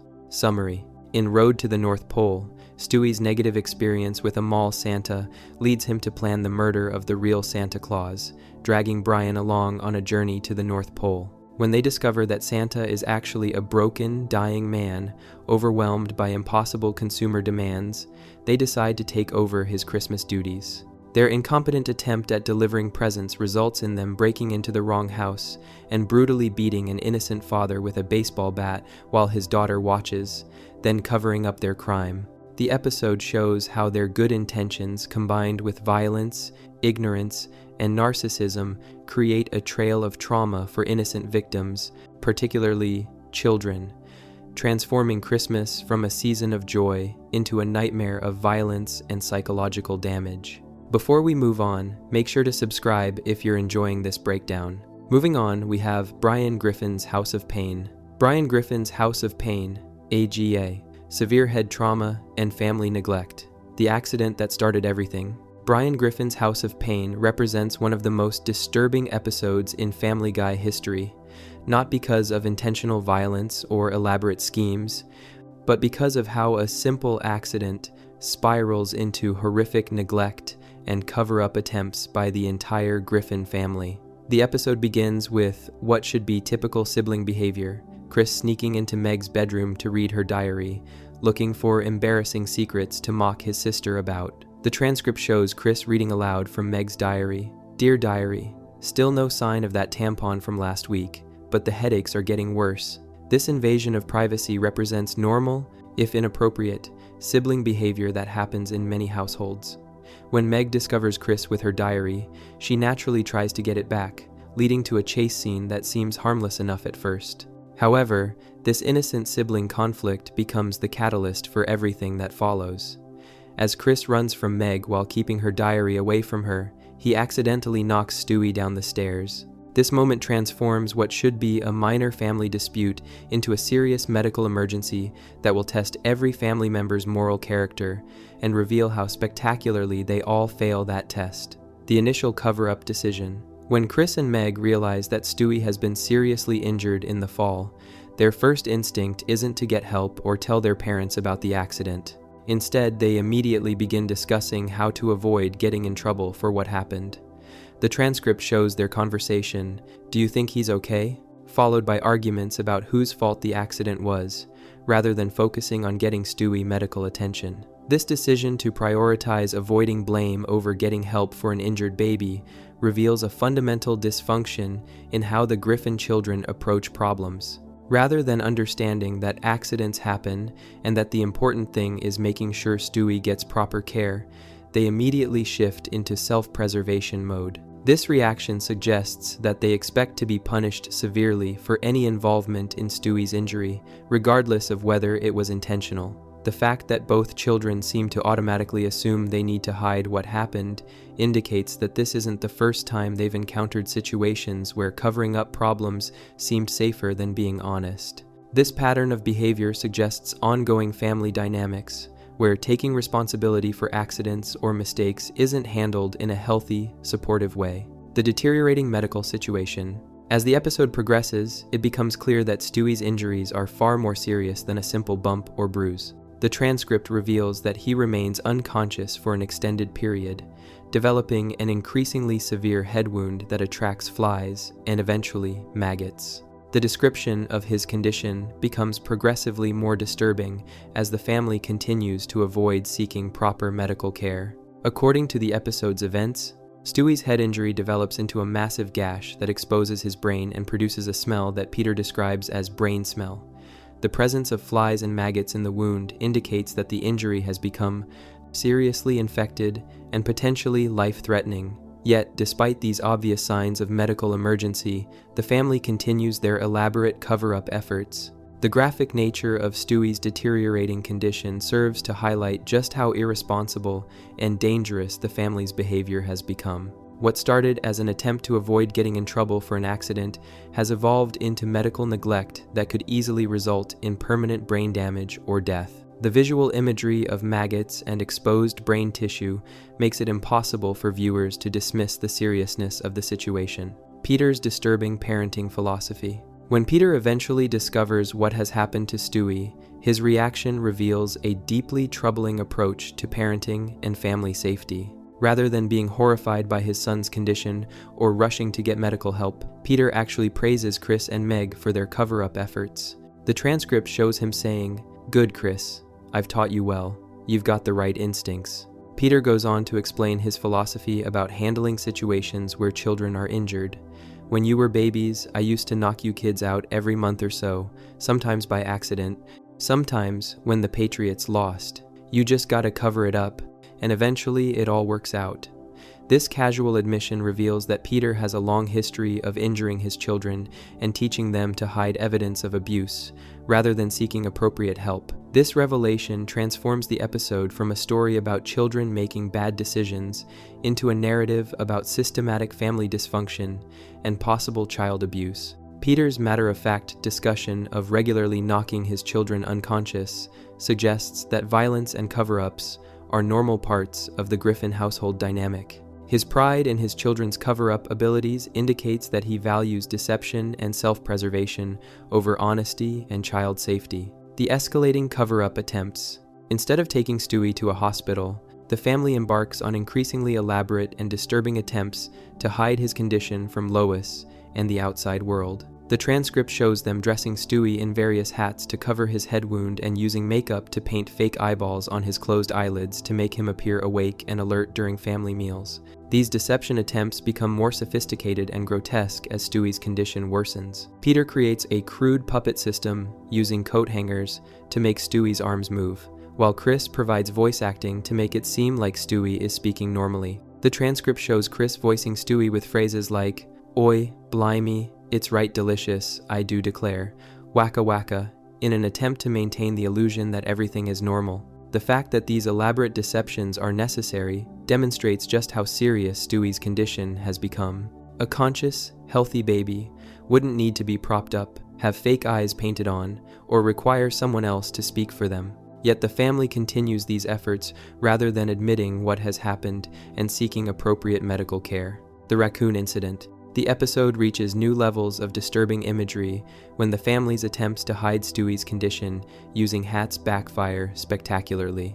According to the transcript, when they place a coonskin cap on Stewie's head to cover his wound, it turns out to be a live raccoon that begins biting and pulling Stewie's head flesh. This incident adds additional trauma and injury to an already serious medical situation. Rather than treating this as the final straw that demands immediate medical intervention, Chris's reaction is to laugh and comment, "They look like little robbers." This casual response to watching a wild animal attack his injured baby brother demonstrates how completely desensitized the family has become to Stewie's suffering and the severity of his condition. The raccoon attack also serves as a metaphor for how the family's cover-up efforts are actually making Stewie's situation worse rather than better. Every attempt to hide his injuries results in additional harm, yet they continue to prioritize deception over getting him proper care. This pattern shows how cover-ups often spiral out of control and create more problems than they solve. Lois's final deception. The episode's climax occurs when Peter realizes that their cover-up efforts are no longer sustainable and decides to create a new explanation for Stewie's injuries. In a moment of calculated cruelty, Peter throws the unconscious Stewie under Lois's car as she's backing out of the driveway, creating the appearance that she has accidentally run over her own baby. The transcript shows Lois's immediate reaction of horror and guilt. "Oh my God, Stewie. Oh God, what have I done?" This response demonstrates that Lois, unlike the rest of her family, has a normal emotional reaction to seeing a child injured. Her immediate distress and self-blame show that she still maintains basic human empathy and parental instincts. However, what happens next reveals how the Griffin family's dysfunction can corrupt even well-intentioned family members. Rather than maintaining her initial honest response, Lois quickly shifts into the same cover-up mentality that has dominated the rest of the episode. She suggests putting a hat on Stewie to cover the wound, using makeup to hide his injuries, and finding ways to blame someone else for what happened. The corruption of maternal instincts. Lois's transformation from horrified mother to willing accomplice in the cover-up represents one of the episode's most disturbing elements. Her initial reaction shows that she has normal protective instincts toward her children and appropriate emotional responses to seeing them harmed. However, the family's culture of deception and blame avoidance quickly overwhelms these healthy instincts.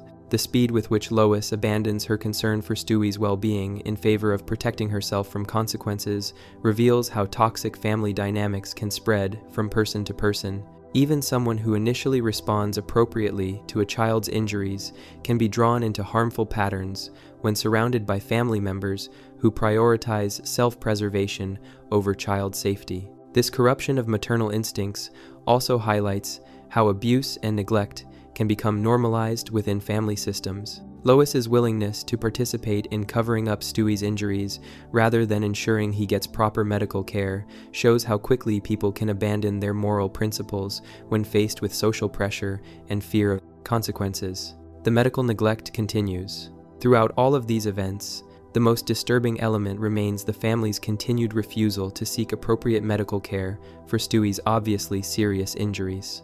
The transcript makes it clear that his condition continues to deteriorate, with his wound growing larger and becoming increasingly infected. Yet despite obvious signs that he needs immediate hospital treatment, the family continues to prioritize their cover-up efforts over his health and safety. This medical neglect represents a form of child abuse that could easily result in permanent disability or death. Head injuries in infants are particularly dangerous because their skulls are still developing and their brains are more vulnerable to trauma. The infection and deterioration shown in the episode would likely cause severe brain damage if left untreated in real life. The family's willingness to risk Stewie's life rather than face consequences for their actions reveals a complete breakdown of normal family protective instincts. Parents are supposed to prioritize their children's safety above all other considerations, but the Griffins consistently choose their own comfort and convenience over Stewie's well-being. The hospital resolution. The episode finally ends with the family taking Stewie to the hospital, but only after Peter's scheme to make it look like Lois ran him over. Even this resolution comes not from genuine concern for Stewie's health, but from Peter's recognition that their cover-up attempts are no longer working. They seek medical care only when they've exhausted all other options for hiding what happened. The transcript shows that Stewie eventually recovers from his injuries, appearing at the end of the episode with his head bandaged but apparently conscious and alert. However, his comment, "Hey, I just found out it's November, what the fuck happened?" suggests that he has lost significant time and memory due to his injuries, indicating that there may be lasting neurological effects from his trauma and the family's neglect. The fact that Stewie has no memory of what happened to him also means that he can't hold his family accountable for their treatment of him during his injury. This amnesia conveniently protects the family from consequences while leaving Stewie vulnerable to similar neglect in the future if he's injured again. The broader pattern of family dysfunction. Brian Griffin's House of Pain serves as a disturbing illustration of how family dysfunction can escalate from minor conflicts to serious abuse and neglect. What begins as normal sibling rivalry quickly transforms into a medical emergency, then evolves into systematic cover-up efforts that prioritize the family's reputation over a child's safety and well-being. The episode reveals that this pattern of behavior isn't new for the Griffin family. Peter's casual admission that he's been knocking his children unconscious for years suggests that violence and cover-ups are normal parts of their household dynamic. This history helps explain why Chris and Meg immediately assumed they needed to hide Stewie's injury rather than seeking help. The episode also demonstrates how toxic family dynamics can spread and corrupt even family members who initially respond appropriately to crisis situations. Lois's transformation from concerned mother to willing accomplice shows how quickly people can abandon their moral principles when surrounded by family members who prioritize self-preservation over doing the right thing. Summary: in Brian Griffin's House of Pain, a simple sibling chase between Chris and Meg results in Stewie being knocked down the stairs and suffering a severe head injury that leaves him unconscious. Rather than seeking medical help, the children attempt to cover up the accident to avoid getting in trouble. When Peter discovers what happened, he praises their cover-up efforts and reveals a history of regularly injuring his children and teaching them to hide evidence. The family spends the episode using increasingly elaborate deceptions to hide Stewie's deteriorating condition, including dressing him in hats, painting fake eyes on his eyelids, and using coat hangers to puppet his movements. When their cover-up attempts fail, Peter throws the unconscious Stewie under Lois's car to create a new explanation for his injuries, successfully corrupting even Lois into participating in the deception rather than prioritizing Stewie's medical needs. Before we move on, make sure to subscribe if you're enjoying this breakdown. Moving on to Hannah Banana, Emsading Brian's, siblings with explosive collars.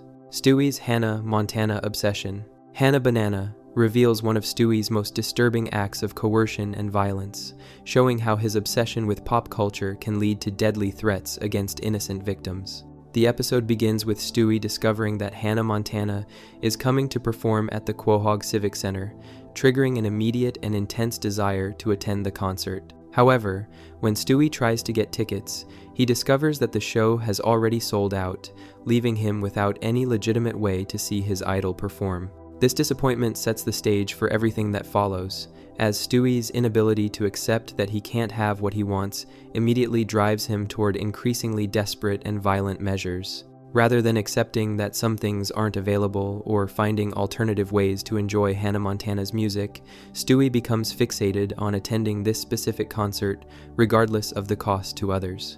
The intensity of Stewie's reaction to being denied tickets reveals his fundamental inability to handle disappointment or accept limitations. Most children, while certainly upset about missing a favorite performer, would eventually move on or find other ways to cope with their disappointment. But Stewie's advanced intelligence, combined with his emotional immaturity, creates a dangerous combination where his sophisticated planning abilities serve his childish inability to accept no for an answer. Brian's initial mockery and reluctant support. When Stewie first reveals his obsession with Hannah Montana to Brian, the family dog's initial reaction is to tease and mock him for his interest in what Brian considers childish entertainment.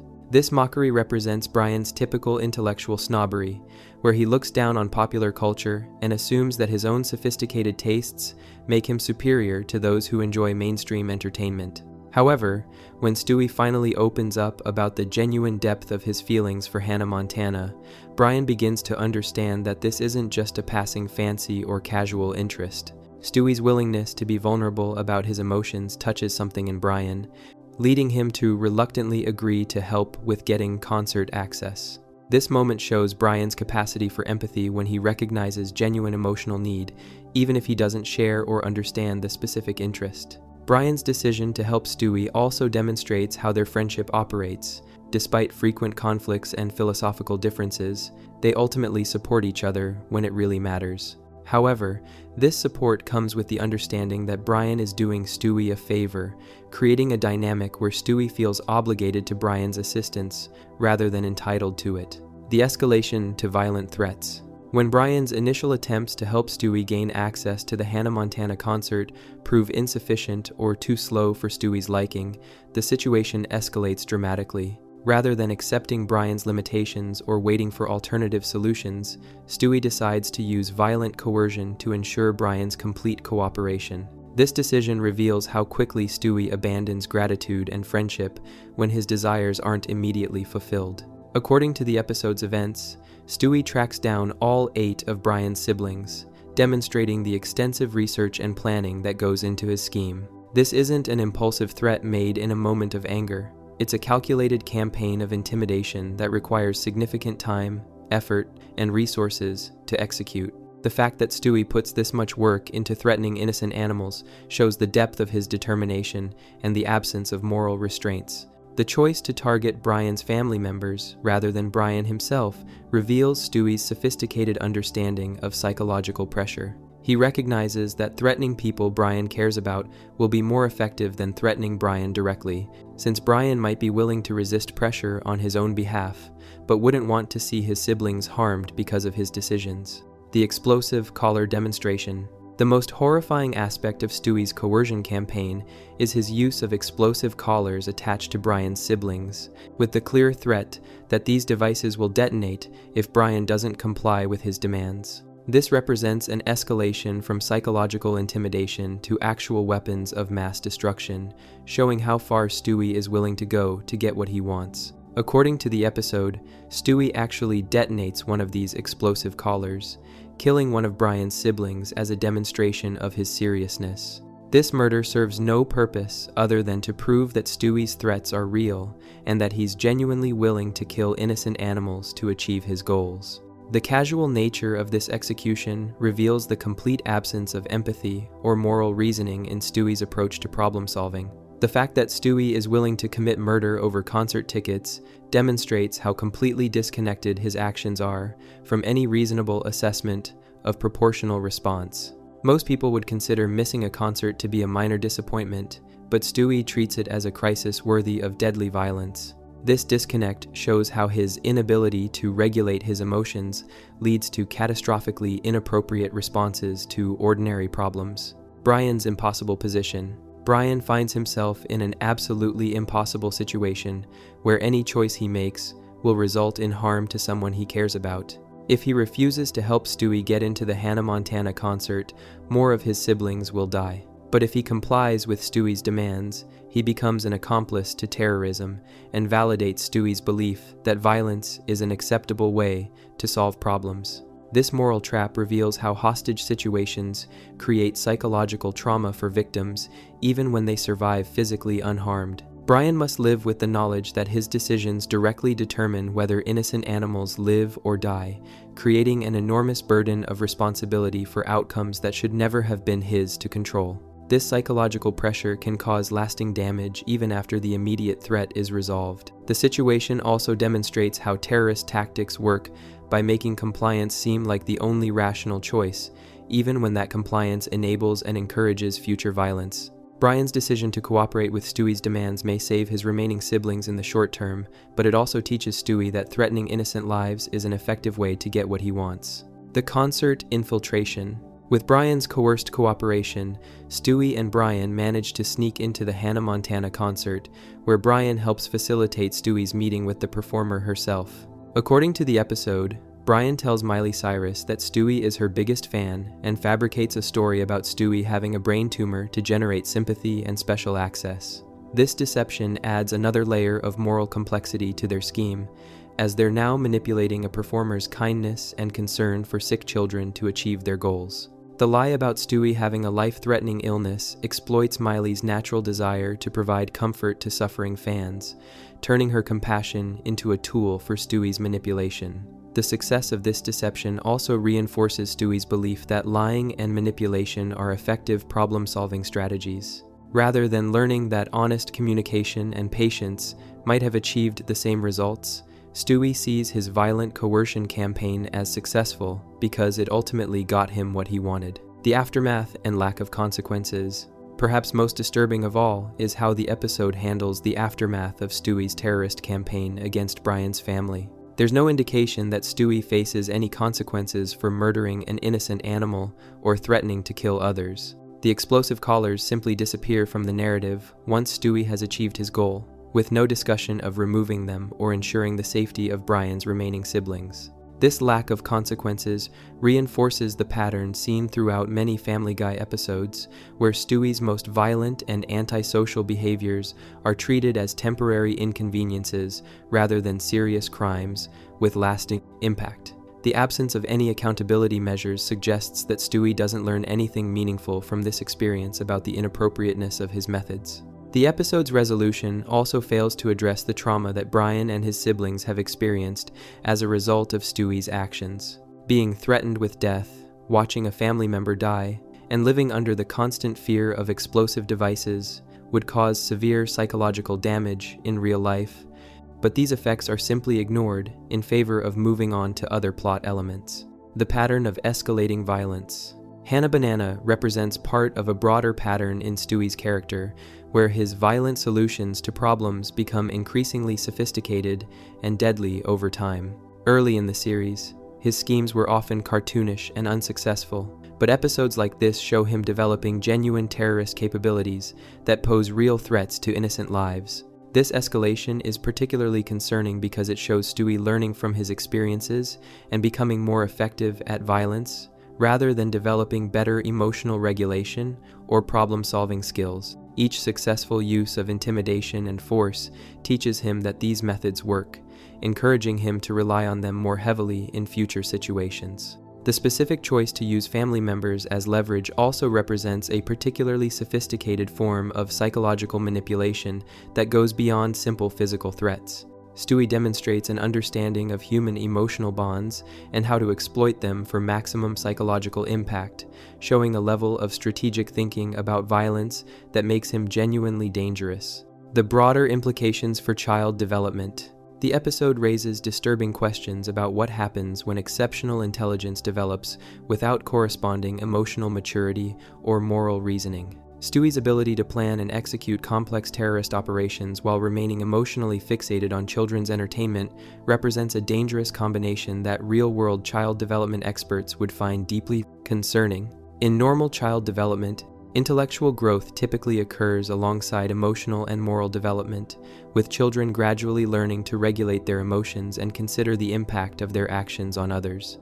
Stewie's character represents a complete breakdown of this normal developmental process, where cognitive abilities far outpace emotional and moral growth. The episode also illustrates how untreated behavioral problems in gifted children can escalate into genuinely dangerous situations if not addressed appropriately. Stewie's pattern of using violence to solve problems suggests underlying issues that would require intensive therapeutic intervention in real life, but the show's format prevents any meaningful exploration of these solutions. Summary. In Hannah Banana, Stewie's obsession with attending a sold-out Hannah Montana concert leads him to threaten Brian's 8 siblings with explosive collars when Brian's initial attempts to help prove insufficient. Stewie actually detonates one collar, killing one of Brian's siblings as a demonstration that his threats are real and serious. This act of terrorism forces Brian to cooperate fully with Stewie's demands, helping him infiltrate the concert through deception and manipulation. The episode shows how Stewie's inability to handle disappointment, combined with his advanced planning abilities, creates a deadly combination where innocent lives become expendable in pursuit of his desires. The lack of consequences for his terrorist actions reinforces Stewie's belief that violence is an effective problem-solving tool, setting the stage for future escalations. Before we move on, make sure to subscribe if you're enjoying this breakdown. Moving on, we have Patriot Games. Patriot Games, FSD, brutal loan shark violence against Brian. The setup, a simple gambling debt. Patriot Games showcases one of Stewie's most sustained and brutal campaigns of violence, demonstrating how his capacity for cruelty can escalate from casual threats to systematic torture over what begins as a relatively minor financial disagreement. The episode establishes that Stewie has become a bookie, taking bets on a celebrity boxing match between Mike Tyson and Carol Channing, treating this illegal gambling operation as just another business venture. When Brian places a $50 bet on Mike Tyson to win the fight, it seems like a safe wager given Tyson's reputation as a formidable boxer. However, in a shocking upset, Carol Channing defeats Tyson, leaving Brian owing money to Stewie's gambling operation. This unexpected outcome transforms what should have been a friendly wager between household members into a debt collection scenario that reveals the true depths of Stewie's violent nature. The fact that this conflict arises over such a relatively small amount of money makes Stewie's subsequent actions even more disturbing. $50 represents a minor financial obligation that most people would either forgive among friends or resolve through simple payment plans. However, for Stewie, this debt becomes an opportunity to exercise power and control through increasingly extreme methods of intimidation and violence. The initial collection attempt. Stewie's first approach to collecting the debt appears relatively civilized, with him politely asking Brian for payment and suggesting that having the money by tomorrow would prevent any problems. The transcript shows this initial conversation as almost casual, with Stewie maintaining a friendly tone while delivering what amounts to a veiled threat about consequences for non-payment.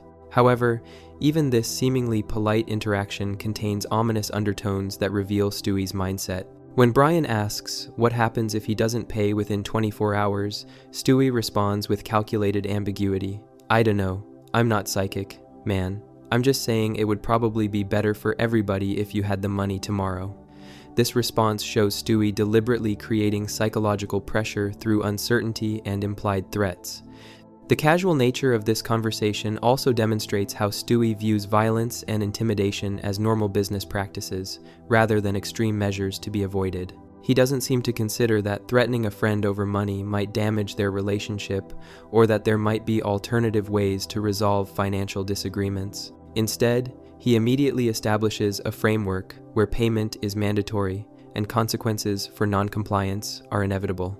The escalation to physical violence. When Brian fails to pay within the designated time frame and asks for an extension until the following Friday, Stewie's response is immediate and brutal. Rather than engaging in further negotiation or considering Brian's request, Stewie escalates directly to physical assault, smashing a glass of orange juice over Brian's head while he's vulnerable and just emerging from the shower. The transcript captures the shocking nature of this attack. "Oh, well, all right then. Drinks orange juice. That's good, OJ." Smashes glass on Brian's head. The casual way Stewie drinks the juice before using the glass as a weapon shows his calculated approach to violence, demonstrating that this assault isn't an emotional outburst but a deliberate tactical decision to establish dominance through pain and fear. What makes this attack particularly disturbing is how Stewie savors Brian's pain, repeatedly asking, "That hurt?" while continuing to assault him. This behavior reveals that Stewie derives genuine pleasure from inflicting suffering, transforming debt collection from a business transaction into an opportunity for sadistic entertainment. The fact that he seems to enjoy Brian's agony suggests psychological problems that go far beyond simple greed or business ruthlessness. The systematic torture campaign. Following the initial glass attack, Stewie embarks on a prolonged campaign of torture that includes multiple forms of physical assault designed to maximize Brian's suffering while maintaining pressure for payment. The transcript shows Stewie punching Brian repeatedly, hitting him with a towel rack, and forcing his head underwater in the toilet, all while demanding payment and taunting his victim. This systematic approach to torture reveals Stewie's sophisticated understanding of how to use pain as a tool for psychological manipulation. Rather than simply beating Brian unconscious, Stewie carefully calibrates his violence to maintain Brian's awareness and ability to respond to demands while ensuring maximum physical and psychological trauma. This calculated cruelty suggests experience with torture techniques that goes beyond normal childhood aggression. The toilet dunking incident is particularly degrading because it combines physical danger with psychological humiliation, forcing Brian to experience both the terror of potential drowning and the shame of having his head forced into a toilet. This combination of physical and psychological abuse shows how Stewie understands that effective intimidation requires attacking both the body and the mind simultaneously. The hunting and stalking phase. When Brian attempts to avoid further confrontation by disguising himself with a fake mustache and hat, Stewie's response demonstrates his commitment to pursuing the debt, regardless of Brian's attempts to escape. The transcript shows Stewie immediately recognizing Brian despite the disguise and responding with even more severe violence, pushing him downstairs and hitting him with a golf club. This hunting behavior reveals how Stewie views the debt collection as a personal challenge to his authority, rather than simply a business transaction. Brian's attempt to avoid him transforms what could have been a straightforward financial matter into a power struggle where Stewie feels compelled to demonstrate his dominance through increasingly extreme measures. The fact that Stewie tracks Brian down and attacks him in public spaces also shows his complete disregard for social norms and legal consequences. Most people would be deterred by the possibility of witnesses or police intervention, but Stewie's focus on asserting control over Brian overrides any consideration of external consequences or social appropriateness. The use of weapons and escalating brutality. As Brian continues to resist payment and plead for more time, Stewie escalates to using firearms, shooting Brian in both knees while he's already injured and vulnerable. The transcript shows this happening in response to Brian's admission that his fake mustache cost $2.99, with Stewie treating this minor expense as evidence that Brian has money available for payment. The knee shootings represent a qualitative escalation in violence because they move from causing temporary pain to inflicting potentially permanent disability. Gunshot wounds to the knees can cause lasting damage to joints, muscles, and nerves, potentially leaving victims unable to walk normally for the rest of their lives. Stewie's willingness to permanently disable his friend over $50 shows complete absence of proportional thinking. The transcript also reveals that Stewie follows the gunshot wounds with a flamethrower attack, actually setting Brian on fire while he's already wounded and helpless. This represents perhaps the most extreme form of torture shown in the episode, as being burned alive is widely considered one of the most painful and terrifying ways to suffer. The fact that Stewie has access to military-grade weapons and is willing to use them against a friend demonstrates the full extent of his dangerous capabilities. The psychological warfare elements. Throughout this campaign of violence, Stewie employs sophisticated psychological warfare techniques designed to break down Brian's resistance and force compliance through fear and despair. His repeated demands of, "Where's my money?" combined with taunting questions like, "You like that? That feel good?" show how he uses verbal abuse alongside physical torture to maximize psychological impact. The timing and pacing of Stewie's attacks also demonstrate psychological sophistication, as he alternates between periods of violence and brief respites that give Brian hope for mercy before delivering additional punishment. This pattern of intermittent reinforcement is known to be particularly effective at breaking down psychological resistance because it prevents victims from adapting to a consistent level of threat. Stewie's casual demeanor during the most brutal attacks also serves as psychological warfare, as his calm discussion of mundane topics, while inflicting severe pain, creates cognitive dissonance that adds to Brian's trauma. The contrast between Stewie's friendly tone and his violent actions forces Brian to question his own understanding of reality and relationships. The breakdown of friendship and trust. Perhaps the most disturbing aspect of this episode is how it completely destroys the friendship and trust that has existed between Stewie and Brian throughout the series. Their relationship has always been complex, involving conflicts and disagreements, but it has also been characterized by genuine affection and mutual support during difficult times. Stewie's willingness to torture Brian over money reveals that he doesn't actually value their friendship or Brian's well-being when these come into conflict with his desire for control and dominance. This realization forces Brian to confront the possibility that someone he considered a close friend is actually capable of treating him as nothing more than a victim to be exploited and abused. The episode also shows how quickly relationships can deteriorate when one person is willing to use violence to resolve conflicts. What begins as a simple financial disagreement rapidly escalates into a torture scenario that leaves permanent psychological and potentially physical damage. This pattern demonstrates how abusive individuals can exploit trust and emotional bonds to gain access to victims. The banking resolution and lack of consequences. The episode concludes with Brian finally agreeing to go to the bank and pay his debt, but only after being shot twice and set on fire. This resolution comes not from any recognition on Stewie's part that his methods were inappropriate, but simply because the torture has finally achieved its intended goal of forcing compliance through overwhelming pain and fear. The fact that Brian pays the debt under these circumstances doesn't represent genuine resolution of their conflict, but rather capitulation to terrorism. Brian's compliance is motivated entirely by fear of additional torture rather than any acknowledgement that he legitimately owed the money or that Stewie's collection methods were justified. Perhaps most disturbing is the apparent lack of consequences for Stewie's actions. There's no indication that he faces any legal prosecution for assault, attempted murder, or illegal weapons possession. Brian doesn't seek medical attention for his gunshot wounds or burn injuries. and there's no discussion of how this experience might affect their future relationship or Stewie's treatment of other people who cross him. The broader pattern of escalating violence. Patriot Games represents a significant escalation in Stewie's capacity for sustained, systematic violence against people he claims to care about.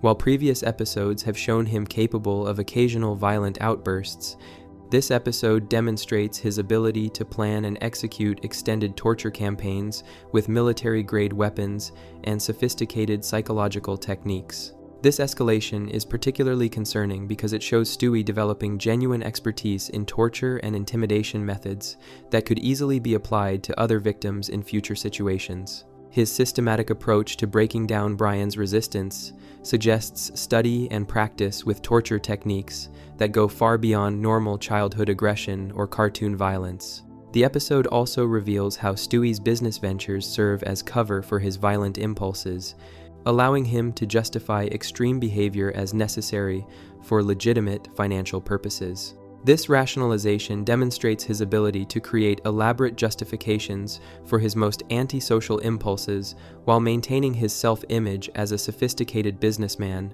rather than a violent criminal. Summary. In Patriot Games, Stewie's role as a bookie leads to Brian owing him $50 when Carol Channing unexpectedly defeats Mike Tyson in a celebrity boxing match. When Brian asks for more time to pay, Stewie responds with escalating violence that includes smashing a glass over Brian's head, beating him with various objects, forcing his head underwater in a toilet, and hunting him down when he tries to hide. The violence culminates with Stewie shooting Brian in both knees and setting him on fire with a flamethrower, finally forcing Brian to go to the bank and pay the debt.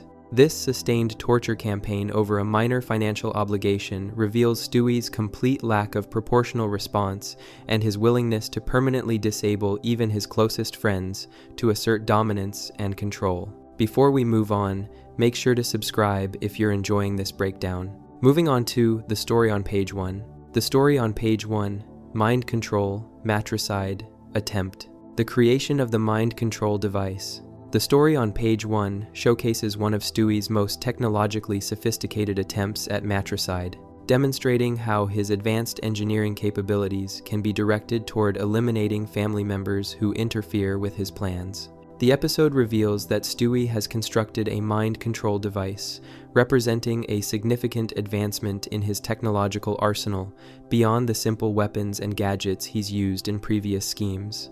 This mind control technology represents a qualitative leap in Stewie's approach to problem solving because it allows him to manipulate others into carrying out his violent intentions rather than directly committing acts of violence himself. By controlling another person's actions, Stewie can achieve his goals while maintaining plausible deniability and avoiding direct physical confrontation with his intended victims. The sophistication required to build functional mind control technology far exceeds anything that current real-world science has achieved, highlighting Stewie's extraordinary intellectual capabilities.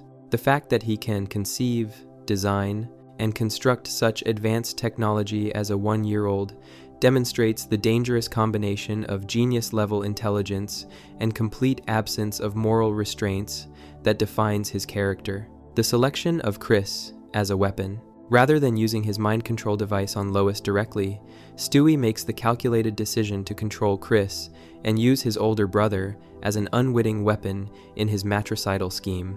This choice reveals Stewie's strategic thinking about how to maximize his chances of success while minimizing his own risk of detection or retaliation. Chris represents an ideal target for mind control manipulation because of his physical size and strength compared to Stewie, his general gullibility and lack of critical thinking skills, and his trusted position within the family that would allow him close access to Lois without arousing suspicion. By controlling Chris, Stewie gains access to capabilities he doesn't possess naturally while maintaining distance from the actual crime.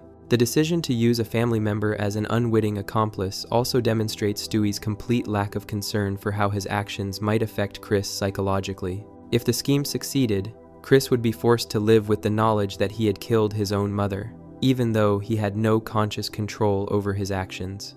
This disregard for Chris's mental health shows how Stewie views other people purely as tools to be used, rather than individuals with their own feelings and well-being. The tool shop reconnaissance mission. The transcript reveals that Stewie's first step in implementing his plan involves using Chris to gather materials necessary for the murder, specifically targeting a tool shop to acquire a hand-operated buzzsaw capable of cutting through a human sternum. This specific request reveals that Stewie has planned out the murder in gruesome detail, considering exactly what tools would be needed to dismember or mutilate his victim. The choice of a buzzsaw as the primary weapon indicates that Stewie isn't planning a quick or merciful death for Lois, but rather a prolonged and brutal dismemberment that would cause maximum pain and suffering.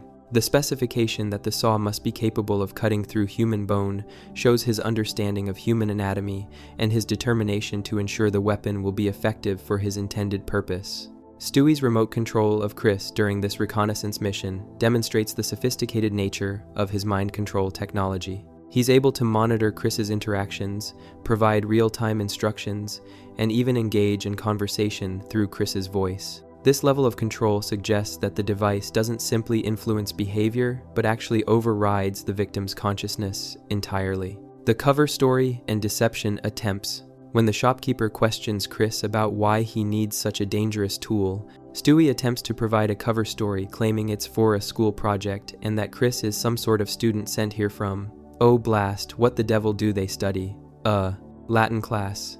This improvised explanation reveals both Stewie's quick thinking under pressure and his limited understanding of how normal educational institutions operate. The fact that Stewie struggles to come up with a believable academic subject that might require dangerous tools shows how his extraordinary intelligence exists alongside significant gaps in practical knowledge about everyday life. His reference to Latin class as a subject that might involve power tools demonstrates his disconnect from normal educational curricula and his inability to understand how regular students and teachers actually behave. The shopkeeper's refusal to sell power tools to minors represents the first obstacle that Stewie's scheme encounters, forcing him to confront the reality that even his sophisticated planning can be thwarted by basic safety regulations and legal restrictions. This setback reveals how Stewie's focus on technological solutions sometimes causes him to overlook simpler practical barriers to his plans. The breakdown of control and public outburst. When the shopkeeper refuses the sale, Stewie's control over Chris begins to break down, leading to an increasingly erratic and revealing public outburst. The transcript shows Chris, still under Stewie's influence, calling the shopkeeper a gourd-bellied codpiece and threatening to transform your blue collar into a red one, language that clearly comes from Stewie's sophisticated vocabulary rather than Chris's normal speech patterns. This verbal assault escalates when Stewie apparently notices someone else in the shop and begins addressing them through Chris, saying, "Who the deuce are you? No, I don't have any spare change. Where the hell would I keep it? In my diaper." This outburst reveals that Stewie is still thinking from his own perspective as a baby while controlling Chris's adult-sized body, creating a disturbing disconnect between his mental state and physical appearance. The breakdown of Stewie's control system creates a public scene that draws unwanted attention to the mind control operation and potentially compromises the entire scheme. The fact that Chris begins speaking in Stewie's distinctive vocabulary and mannerisms while in an adult body would likely raise questions about his mental state or possible drug use, creating complications that Stewie hadn't anticipated. The technological limitations revealed. The malfunction of Stewie's mind control device during the tool shop incident reveals important limitations in his technology that suggest the system isn't as reliable or sophisticated as it initially appeared. The fact that the device can lose signal or experience interference indicates that it operates through some form of wireless communication that can be disrupted by environmental factors or distance. Stewie's apparent surprise at the system malfunction, evidenced by his question, "Oh, bloody hell, is this thing still on?" suggests that he hasn't fully tested the technology under real-world conditions. This oversight represents a significant flaw in his planning process and indicates that his confidence in his technological solutions may exceed their actual reliability. The public nature of this malfunction also creates potential evidence of Stewie's mind control activities, as anyone who witnessed Chris's strange behavior and unusual vocabulary might be able to connect it to external manipulation. This kind of exposure could lead to investigation and discovery of Stewie's broader criminal activities if the authorities became involved. The implications for free will and moral responsibility. Stewie's use of mind control technology raises profound questions about moral responsibility and free will that the episode doesn't fully explore. If Chris were to successfully murder Lois while under Stewie's control, who would bear legal and moral responsibility for the crime? The person who performed the physical actions, or the one who controlled them through technological manipulation? In real-world legal systems, cases involving mind control or coercion typically focus on the degree of free will that the perpetrator possessed when committing crimes. However, the complete control that Stewie's device appears to exercise over Chris would likely be unprecedented in legal history, creating complex questions about how to assign blame and determine appropriate punishment. The episode also raises disturbing questions about consent and bodily autonomy, as Stewie is essentially using Chris's body without his knowledge or permission to commit crimes that Chris would never choose to commit on his own. This violation of bodily autonomy represents a form of assault in addition to the intended murder, showing how Stewie's crimes often involve multiple layers of violation against different victims. The pattern of indirect violence. The mind control scheme represents part of a broader pattern in Stewie's approach to violence, where he increasingly seeks ways to achieve his goals without directly exposing himself to risk or consequences. Rather than confronting Lois directly, he manipulates Chris into becoming his weapon, creating distance between himself and the actual crime. This indirect approach to violence also serves Stewie's psychological needs by allowing him to maintain his self-image as a sophisticated mastermind rather than a common criminal. By using advanced technology and complex schemes, he can view his crimes as intellectual achievements rather than simple acts of brutality, feeding his narcissistic need to feel superior to others. The use of family members as unwitting accomplices also demonstrates Stewie's complete lack of empathy for the people closest to him. He's willing to destroy Chris's life and mental health in service of his own goals, showing that his capacity for manipulation and exploitation extends even to people who trust and care about him. The broader implications for family safety. The existence of Stewie's mind control technology creates ongoing dangers for every member of the Griffin family, as any of them could potentially be turned into unwitting weapons against the others. This technology represents perhaps the most dangerous tool in Stewie's arsenal because it eliminates the possibility of resistance or self-defense by his intended victims. The fact that Stewie has successfully developed and tested this technology also suggests that he may create improved versions in the future, potentially expanding his ability to control multiple people simultaneously or exercise control over longer distances.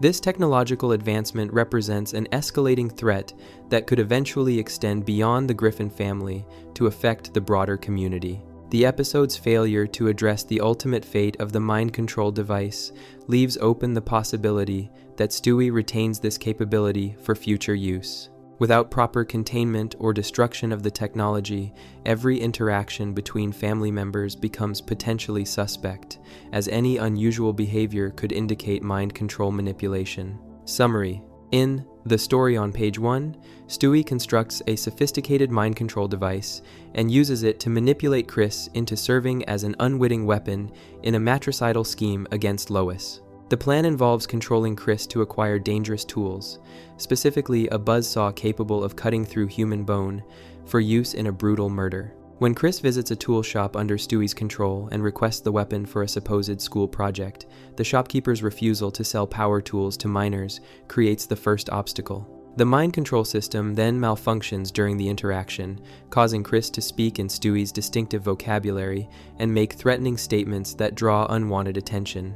This technological failure reveals limitations in Stewie's device and compromises the entire operation, while raising disturbing questions about free will, moral responsibility, and the ongoing danger that such technology poses to family members who could be turned into unwitting accomplices in future crimes. Before we move on, make sure to subscribe if you're enjoying this breakdown. Moving on, we have The Big Bang Theory. The Big Bang Theory, time travel assassination spree. The insult that started everything. The Big Bang Theory episode begins with what appears to be a simple verbal disagreement between Stewie and Brian, but quickly escalates into one of the most cosmically destructive conflicts in Family Guy history. The episode starts when Stewie mentions wanting to order something from a magazine, prompting Brian to make a mocking comment about Stewie ordering the guy on the cover of the magazine, essentially questioning Stewie's sexuality in a derogatory way.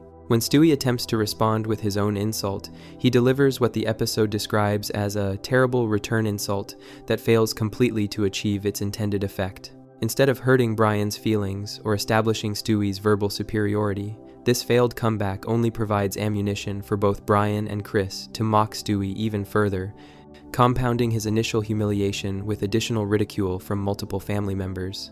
Rather than accepting this social defeat or learning from his mistake, Stewie immediately begins planning an elaborate revenge scheme that involves traveling through time to retroactively improve his comeback. This response reveals Stewie's complete inability to handle even minor social embarrassment, showing how his advanced intelligence serves his emotional immaturity rather than helping him develop better coping strategies.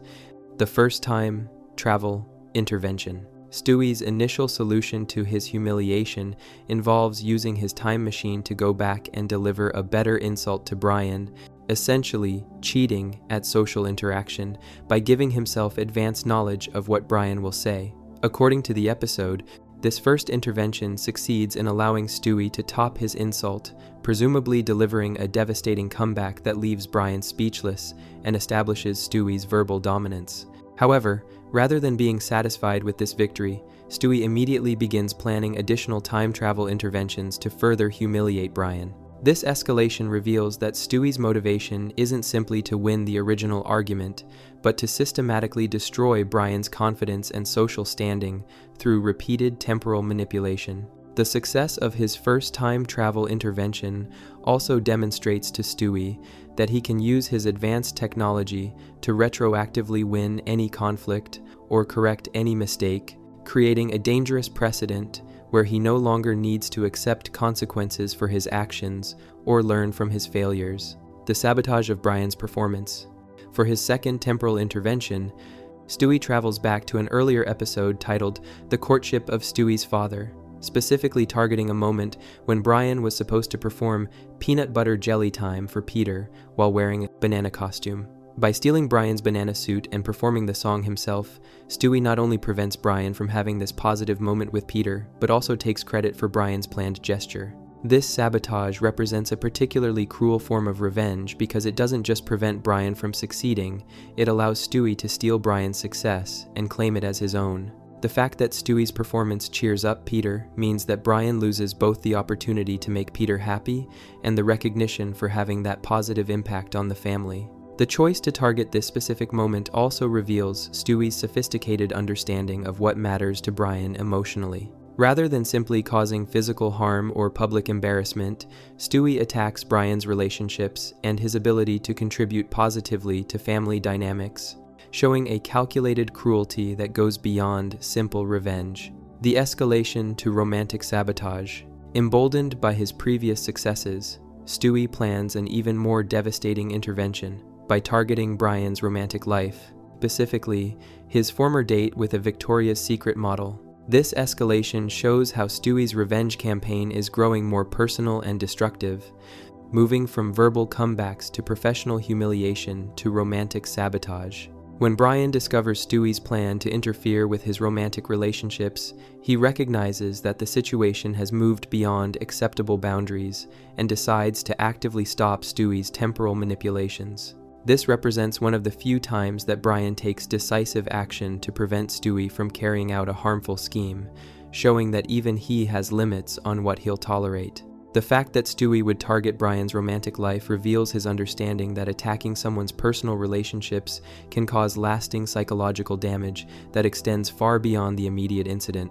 By preventing Brian from having positive romantic experiences, Stewie could potentially damage his friend's self-confidence and ability to form healthy relationships in the future. The fight for control and cosmic catastrophe. When Brian attempts to stop Stewie from sabotaging his romantic life, their physical struggle for control of the time machine results in both of them being launched outside the space-time continuum, where the laws of physics don't apply and where the return pad can't get them home. This accident transforms their personal conflict into a cosmic crisis that threatens their very existence. The description of their location as a place where the laws of physics don't apply suggests that they've been transported to a realm beyond normal reality, where their actions could have unpredictable and potentially catastrophic consequences. The fact that their return mechanism no longer functions means they're essentially stranded in this dangerous environment with no clear way home. This escalation from a simple insult exchange to cosmic displacement demonstrates how Stewie's inability to handle minor social conflicts can spiral into disasters of unprecedented scale. His advanced technology, when combined with his emotional immaturity and vindictive nature, creates situations where personal grievances become threats to universal stability. The Big Bang creation. Faced with being trapped outside normal space-time, Stewie makes the desperate decision to overload his return pad, causing an explosion that he hopes will send them back to their proper time. However, this explosion turns out to be far more significant than either Stewie or Brian initially realizes, as subsequent research reveals that Stewie's device malfunction actually created the Big Bang and caused the formation of the entire universe. This revelation transforms Stewie from a vindictive child seeking revenge into the inadvertent creator of all existence, giving him a level of cosmic responsibility that no one, let alone an emotionally immature baby, should possess.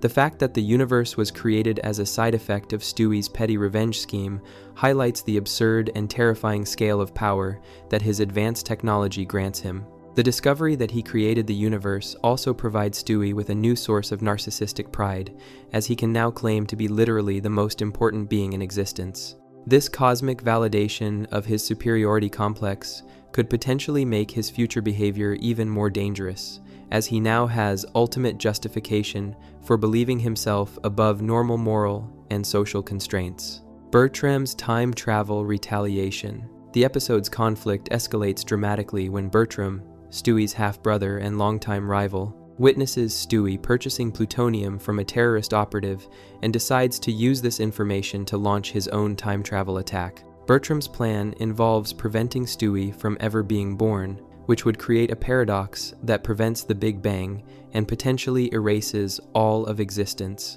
Bertram's infiltration of the Griffin house and his theft of Stewie's time machine technology demonstrates that Stewie's advanced inventions pose ongoing security risks that extend far beyond his own misuse of them. When other individuals with criminal intent gain access to these devices, the potential for catastrophic damage multiplies exponentially. The fact that Bertram's plan threatens to erase the entire universe shows how conflicts between supernaturally intelligent infants can escalate to cosmic scales with potentially infinite casualties. What begins as sibling rivalry between two babies evolves into a threat to all existence, highlighting the dangerous combination of advanced technology and emotional immaturity. The journey to Renaissance Italy. To prevent Bertram from erasing him from existence, Stewie and Brian travel back to Renaissance Italy, specifically to the time period when Leonardo da Vinci was alive.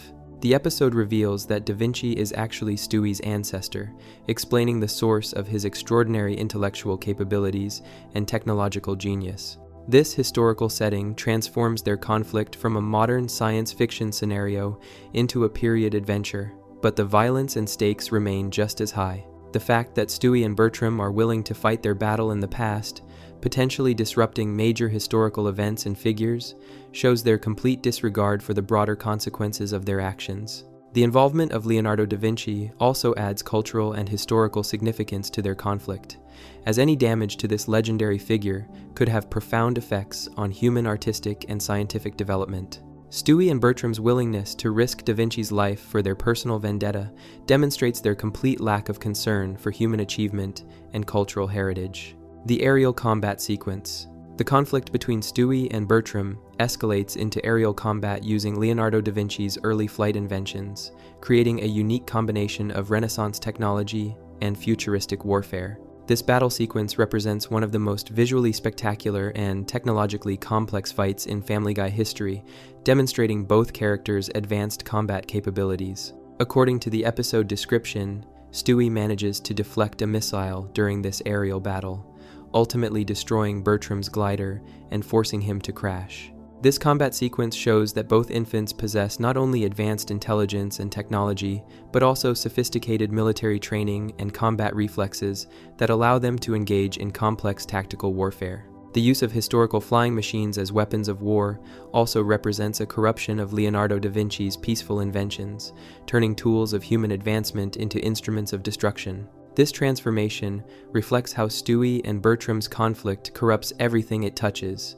turning positive human achievements into sources of violence and chaos. The murder of Leonardo da Vinci. When the aerial battle concludes with Bertram's defeat, he responds by taking Leonardo da Vinci hostage at crossbow point, threatening to kill the legendary artist and inventor unless Stewie surrenders. Despite warnings from both Stewie and Brian that killing da Vinci could destroy the universe by preventing Stewie's birth, Bertram executes the Renaissance master anyway, showing his complete willingness to risk universal destruction for personal revenge. This murder represents one of the most historically significant assassinations in the Family Guy universe, as Leonardo da Vinci is widely considered one of the most important figures in human history. His death at Bertram's hands eliminates countless artistic masterpieces, scientific discoveries, and technological innovations that would have advanced human civilization. The casualness with which Bertram commits this historically catastrophic murder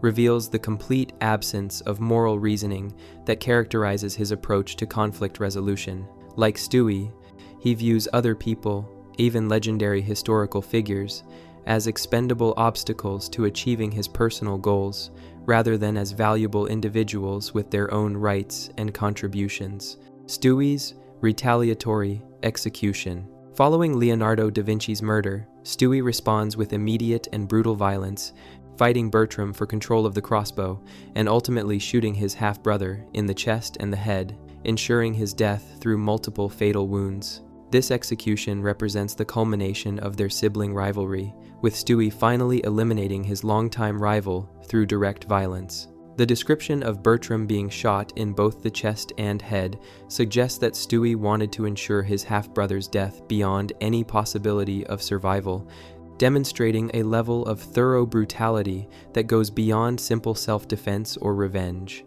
This execution method shows Stewie's complete commitment to eliminating threats to his existence through whatever means necessary. Stewie's willingness to commit fratricide also reveals how his survival instincts override any familial bonds or moral considerations he might have regarding killing relatives.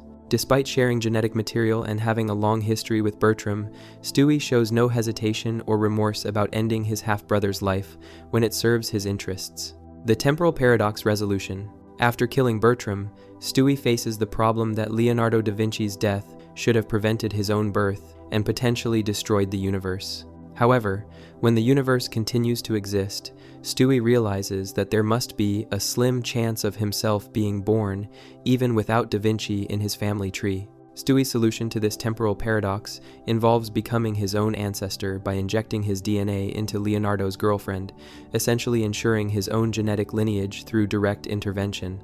This plan requires him to commit what amounts to a form of sexual assault through genetic manipulation, showing his willingness to violate others' bodily autonomy to solve his problems. The success of this plan also means that Stewie creates a temporal loop where he is responsible for his own existence, making him literally self-made in the most complete sense possible. This cosmic narcissism reinforces his belief in his own superiority and importance, while eliminating any need to acknowledge dependence on others or gratitude for his existence. The cryogenic preservation scheme. To complete his plan of becoming his own ancestor, Stewie cryogenically freezes himself in Leonardo da Vinci's basement, waiting centuries for Brian to discover and revive him in the present day. This long-term planning demonstrates Stewie's willingness to sacrifice immediate gratification for ultimate control over his own destiny and timeline. The image of Stewie frozen in the Griffin family basement for hundreds of years, while the family unknowingly lives above him, adds a darkly comic element to the episode's conclusion. It also suggests that Stewie's influence on history extends far beyond the Renaissance period, as he has literally been present throughout his family's entire lineage. When Brian finally discovers and revives Stewie, The episode reveals that Stewie had planned every aspect of this temporal manipulation from the beginning, demonstrating a level of long-term strategic thinking that borders on omniscience. This revelation transforms him from a reactive character responding to Bertram's threats into a mastermind who orchestrated his own cosmic significance.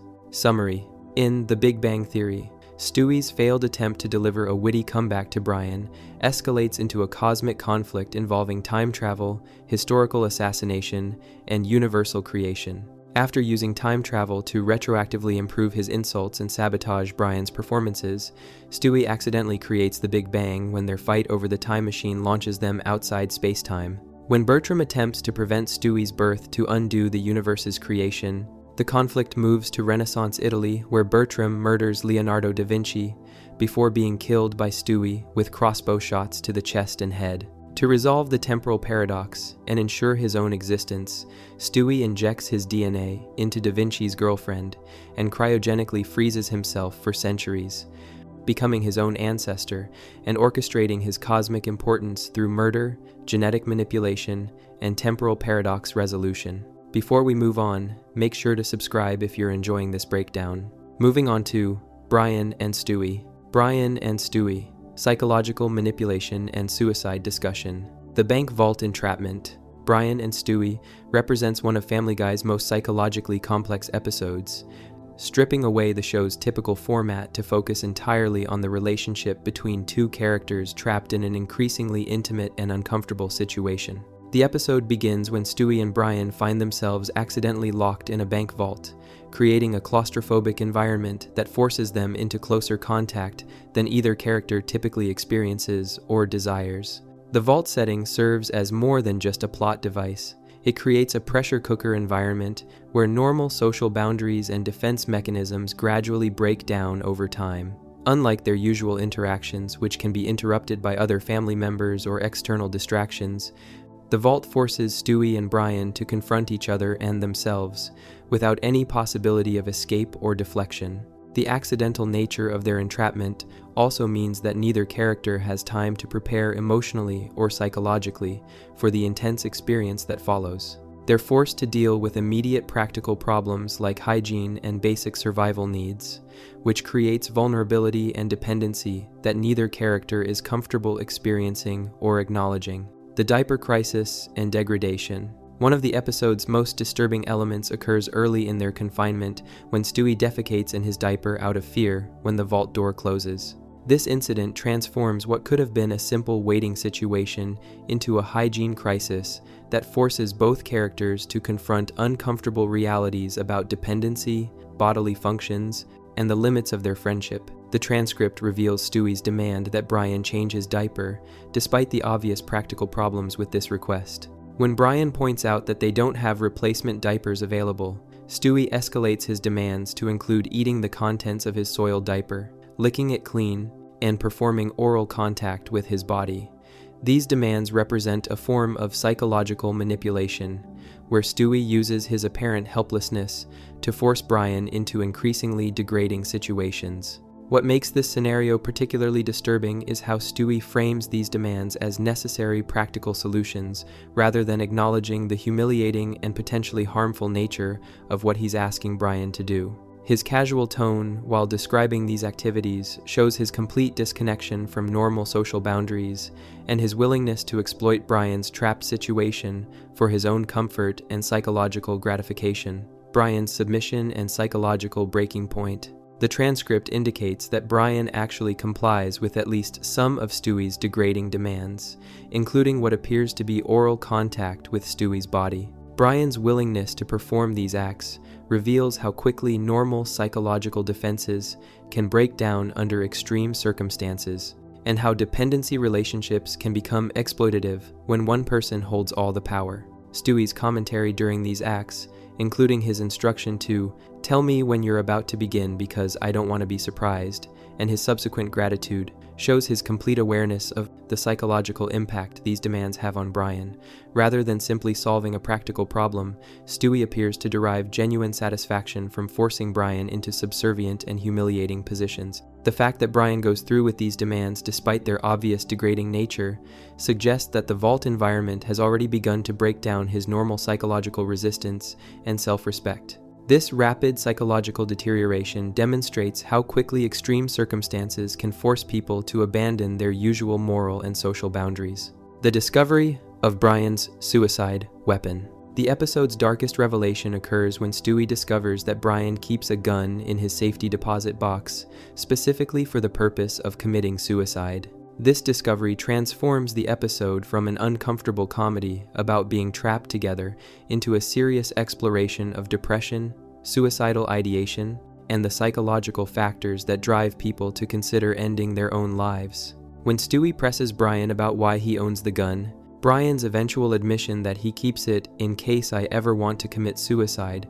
reveals a level of psychological pain and despair that has never been explicitly addressed in the series before. This confession shows that underneath Brian's intellectual pretensions and social confidence lies a deep well of depression and hopelessness that he's been hiding from everyone around him. The casual way that Brian discusses his suicidal thoughts, 2S, treating the gun as a comforting safety net rather than a dangerous temptation, suggests that he's been living with these feelings for a significant period of time. His matter-of-fact tone indicates that suicide isn't an impulsive thought for him, but rather a carefully considered option that he's examined from multiple angles. Stewie's inappropriate response to suicidal ideation. When Brian reveals his suicidal thoughts, Stewie's response demonstrates a concerning lack of empathy and understanding about mental health issues. Rather than expressing concern for Brian's well-being or offering emotional support, Stewie immediately begins offering alternative suicide methods,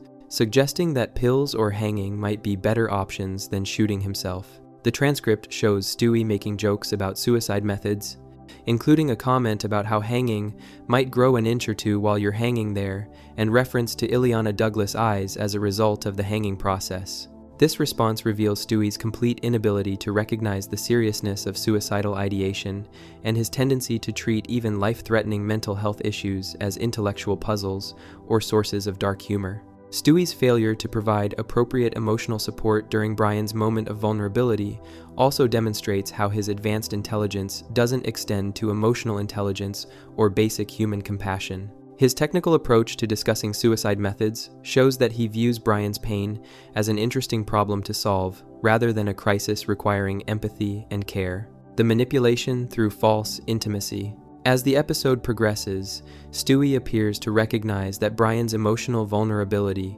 creates an opportunity for manipulation and control. Rather than respecting Brian's privacy or offering genuine support, Stewie uses Brian's confession about suicidal thoughts as a foundation for building false intimacy that serves his own psychological needs. The transcript reveals Stewie eventually declaring his love for Brian, but this confession comes only after he's forced Brian into degrading situations and extracted deeply personal information about Brian's mental health struggles. This timing suggests that Stewie's declaration of love is less about genuine affection and more about capitalizing on Brian's emotional vulnerability to create a sense of dependency and obligation. Stewie's approach to expressing love also reveals his manipulative understanding of how emotional declarations can be used to control relationships. By waiting until Brian is at his most vulnerable and then offering emotional validation, Stewie creates a psychological dynamic where Brian feels grateful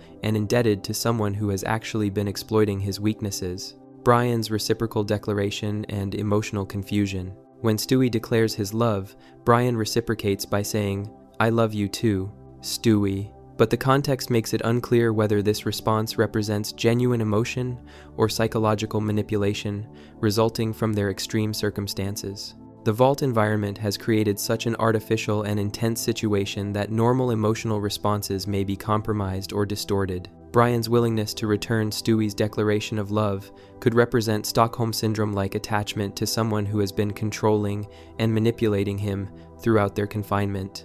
Alternatively, it might reflect genuine gratitude for what appears to be the first emotional support he's received regarding his suicidal thoughts, even though that support came in a highly problematic context. The episode structure makes it impossible to determine whether the emotional connection between Stewie and Brian represents authentic bonding or trauma bonding resulting from their shared ordeal. This ambiguity reflects real-world situations where extreme circumstances can create intense but unhealthy emotional attachments between people. The psychological impact of isolation. Throughout their confinement, both Stewie and Brian undergo significant psychological changes that demonstrate how quickly isolation and dependency can alter personality and behavior. Brian's willingness to perform degrading acts and accept emotional manipulation shows how rapidly his normal self-respect and boundaries deteriorated under pressure. Similarly, Stewie's behavior during the confinement reveals aspects of his personality that are normally hidden by the family's chaotic environment. His systematic manipulation of Brian's vulnerability and his exploitation of their trapped situation show a level of calculated psychological cruelty that goes beyond his typical cartoon violence. The episode also demonstrates how extreme circumstances can force people to confront aspects of themselves and their relationships that they normally avoid examining. Brian's suicidal ideation and Stewie's capacity for emotional manipulation both emerge only because their normal coping mechanisms and social masks have been stripped away by their situation.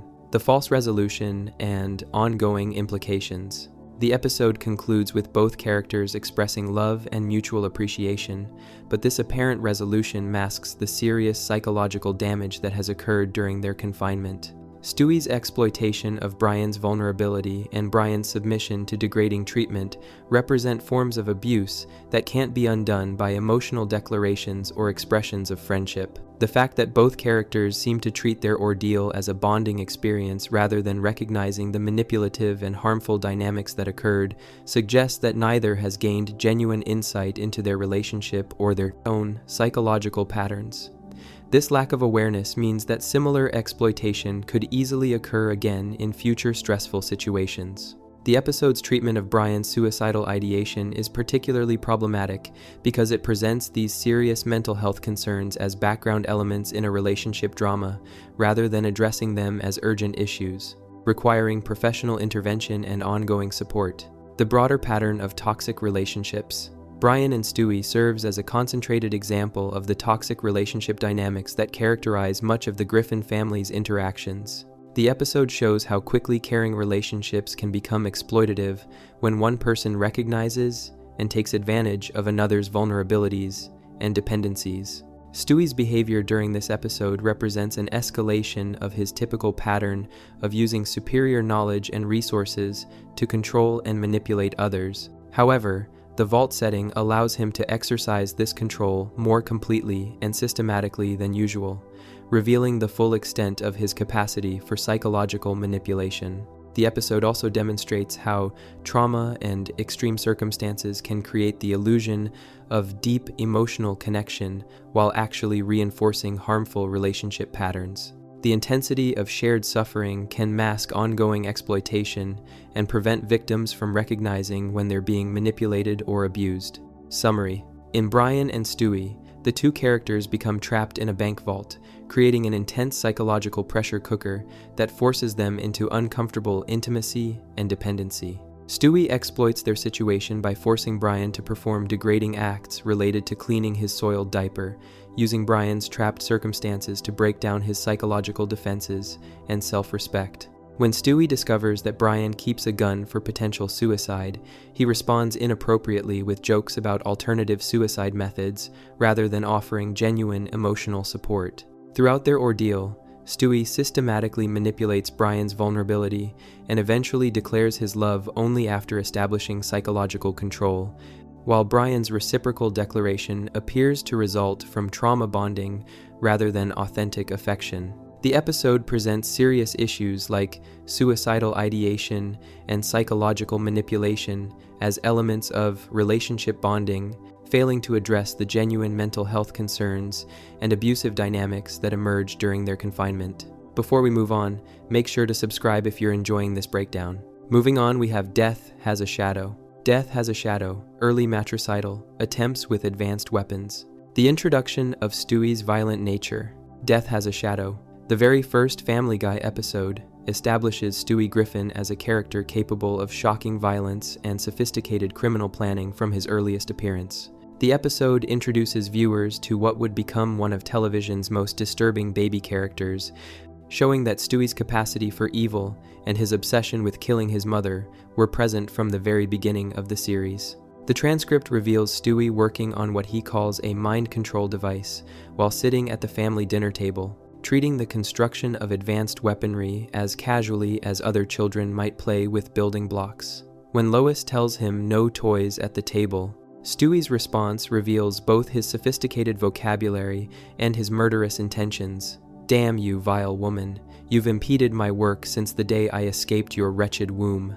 This early interaction establishes the fundamental dynamic that will drive much of Stewie's violent behavior throughout the series: his view of Lois as an obstacle to his plans who must be eliminated. His reference to escaping from her wretched womb and calling birth his victory day shows that he views his own existence as a triumph over maternal oppression rather than a gift of life. The development of matricidal technology. The mind control device that Stewie constructs in this first episode represents the beginning of his long campaign to develop technological solutions for murdering his mother. Rather than relying on simple weapons or physical violence, Stewie immediately demonstrates his preference for sophisticated, high-tech approaches to murder that reflect his advanced intelligence and engineering capabilities. The transcript shows Stewie referring to the device as nearing completion, indicating that this isn't an impulsive project, but rather a carefully planned and executed engineering effort. His ability to construct such advanced technology while appearing to be a normal baby demonstrates the dangerous combination of genius-level intellect and complete moral vacancy that defines his character. The choice to build a mind control device, rather than a simple weapon, also reveals Stewie's understanding that direct confrontation with Lois might not be successful. By controlling her mind, he could potentially force her to harm herself or others, creating the perfect crime where the victim becomes the perpetrator. This sophisticated approach to murder planning shows criminal thinking that far exceeds normal childhood aggression. The threat and promise of violence. When Lois refuses to return his device and maintains her no toys at the table rule, Stewie's response contains a clear threat of future violence. "Very well then, mark my words. When you least expect it, your uppance will come." This statement represents more than childish defiance. It's a genuine promise of retribution that Stewie fully intends to fulfill. The phrase, "your uppance will come," demonstrates Stewie's sophisticated vocabulary, while also serving as a veiled death threat. Most one-year-old children would respond to parental authority with crying or tantrums, but Stewie responds with calculated promises of revenge that he has the intelligence and technological capability to execute. This early threat also establishes the pattern that will characterize Stewie's relationship with Lois throughout the series. He views any attempt to parent him or set boundaries as an act of war that justifies violent retaliation. His inability to accept even basic household rules shows how his advanced intelligence serves his emotional immaturity rather than helping him develop better social skills. The failed assassination attempt. Later in the episode, when Lois accidentally falls due to a loose chair leg, Stewie's reaction reveals his ongoing murder plans and his frustration when circumstances prevent him from taking credit for violence against his mother. The transcript shows him exclaiming, "Damn," when he realizes that Lois's injury was accidental rather than the result of his sabotage efforts. This reaction demonstrates that Stewie has been actively working to create dangerous situations for Lois, likely including loosening furniture or creating other household hazards that could cause her serious injury or death. His disappointment at not being responsible for her fall shows that he doesn't simply want Lois to be harmed, he wants to be the one causing that harm. The incident also reveals how Stewie's murder attempts are integrated into everyday family life, with him constantly looking for opportunities to eliminate his mother through seemingly accidental means. This approach shows his understanding that successful matricide requires careful planning and plausible deniability rather than obvious violence. The courtroom mind control demonstration. The episode's climax occurs in a courtroom where Peter is being sentenced for welfare fraud, providing Stewie with an opportunity to test his mind control technology on Judge Blackman. The transcript shows Stewie attempting to use his device to influence the judge's decision, initially failing but eventually succeeding in forcing the judge to give Peter his job back. This public demonstration of mind control technology represents a significant escalation in Stewie's criminal activities, moving from private murder attempts to open manipulation of the justice system. His willingness to use advanced weapons in a courtroom full of witnesses shows complete disregard for legal consequences or social norms. The fact that Stewie's device initially fails but then succeeds suggests that his technology is still in development and may not be completely reliable. However, his persistence in using it despite the initial failure shows his commitment to perfecting these weapons regardless of the risks involved. The manipulation of legal authority. Stewie's successful mind control of Judge Blackman demonstrates his understanding that authority figures can be just as vulnerable to manipulation as ordinary citizens. By forcing the judge to reverse his decision about Peter's employment, Stewie shows that he views the entire legal system as another obstacle to be overcome through technological superiority. The transcript indicates that the mind control is successful when swirly lines appear in Judge Blackman's eyes, suggesting that Stewie's device creates visible evidence of mental manipulation. This obvious sign of technological interference should have alerted everyone in the courtroom to what was happening, but apparently goes unnoticed by all the adults present. This incident also reveals how Stewie's advanced technology can be used to benefit his family when it serves his interests, even though his primary focus remains on eliminating threats to his own plans. His decision to help Peter suggests calculated self-interest rather than genuine family loyalty, as keeping Peter employed likely serves Stewie's broader goals. The pattern of escalating technological violence. Death Has a Shadow establishes several key patterns that will characterize Stewie's violent behavior throughout the series. His preference for high-tech solutions to interpersonal problems, his view of family members as obstacles to be eliminated or controlled, and his complete lack of moral restraints when pursuing his goals. The episode shows that Stewie's capacity for violence isn't something that develops over time, but rather something that exists from his earliest appearances. His immediate resort to advanced weaponry and mind control technology indicates that he views violence as a normal and appropriate response to any form of opposition or frustration. The sophistication of his planning and execution also demonstrates that Stewie's violent tendencies are accompanied by genuine criminal intelligence and technological capability. Unlike typical childhood aggression, which tends to be impulsive and poorly planned, Stewie's violence is systematic, calculated, and increasingly effective over time. The foundation for future atrocities. The weapons and methods introduced in Death Has a Shadow serve as prototypes for the increasingly deadly devices that Stewie will develop throughout the series. His mind control technology, in particular, represents the beginning of his exploration into psychological manipulation and mental domination as tools for achieving his goals. The episode also establishes Stewie's willingness to use his family members as test subjects for his various schemes, treating them as expendable resources rather than people deserving of care and protection. This callous attitude toward human life becomes a consistent feature of his character development. Perhaps most significantly, the episode shows that Stewie's violent behavior exists independently of any external provocation or trauma. He isn't responding to abuse or neglect. He simply views violence as an efficient solution to problems and has the intelligence to implement sophisticated attacks against anyone who opposes him. The normalization of domestic terrorism. What makes Stewie's behavior in Death Has a Shadow particularly disturbing is how it's presented as normal family dysfunction rather than genuine domestic terrorism. His open threats against Lois, his construction of advanced weapons, and his manipulation of legal authorities represent serious crimes that would warrant immediate intervention in any real-world scenario. The family's casual acceptance of Stewie's behavior also establishes a pattern of enabling that allows his violence to escalate without consequences. Rather than recognizing the genuine danger he poses, they treat his threats and weapons as amusing quirks of an precocious child. This normalization of violence within the family dynamic creates an environment where Stewie can continue developing increasingly deadly capabilities without facing appropriate intervention or treatment. The episode suggests that untreated, violent behavior in gifted children can escalate to genuinely dangerous levels when family systems fail to provide appropriate boundaries and consequences.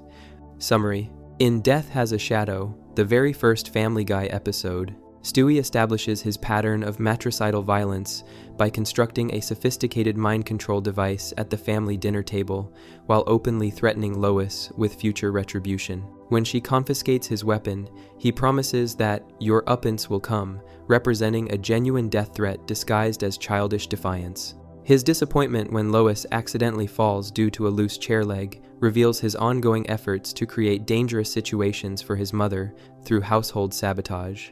The episode culminates with Stewie successfully using his mind control technology to manipulate Judge Blackman in a courtroom, forcing the judge to reverse his decisions about Peter's case. This first episode establishes Stewie's preference for high-tech solutions to interpersonal problems, his view of family members as obstacles to be eliminated, and his complete willingness to use advanced weapons against anyone who opposes his plans. If you enjoyed the video, make sure to subscribe, and I'll see you in the next video.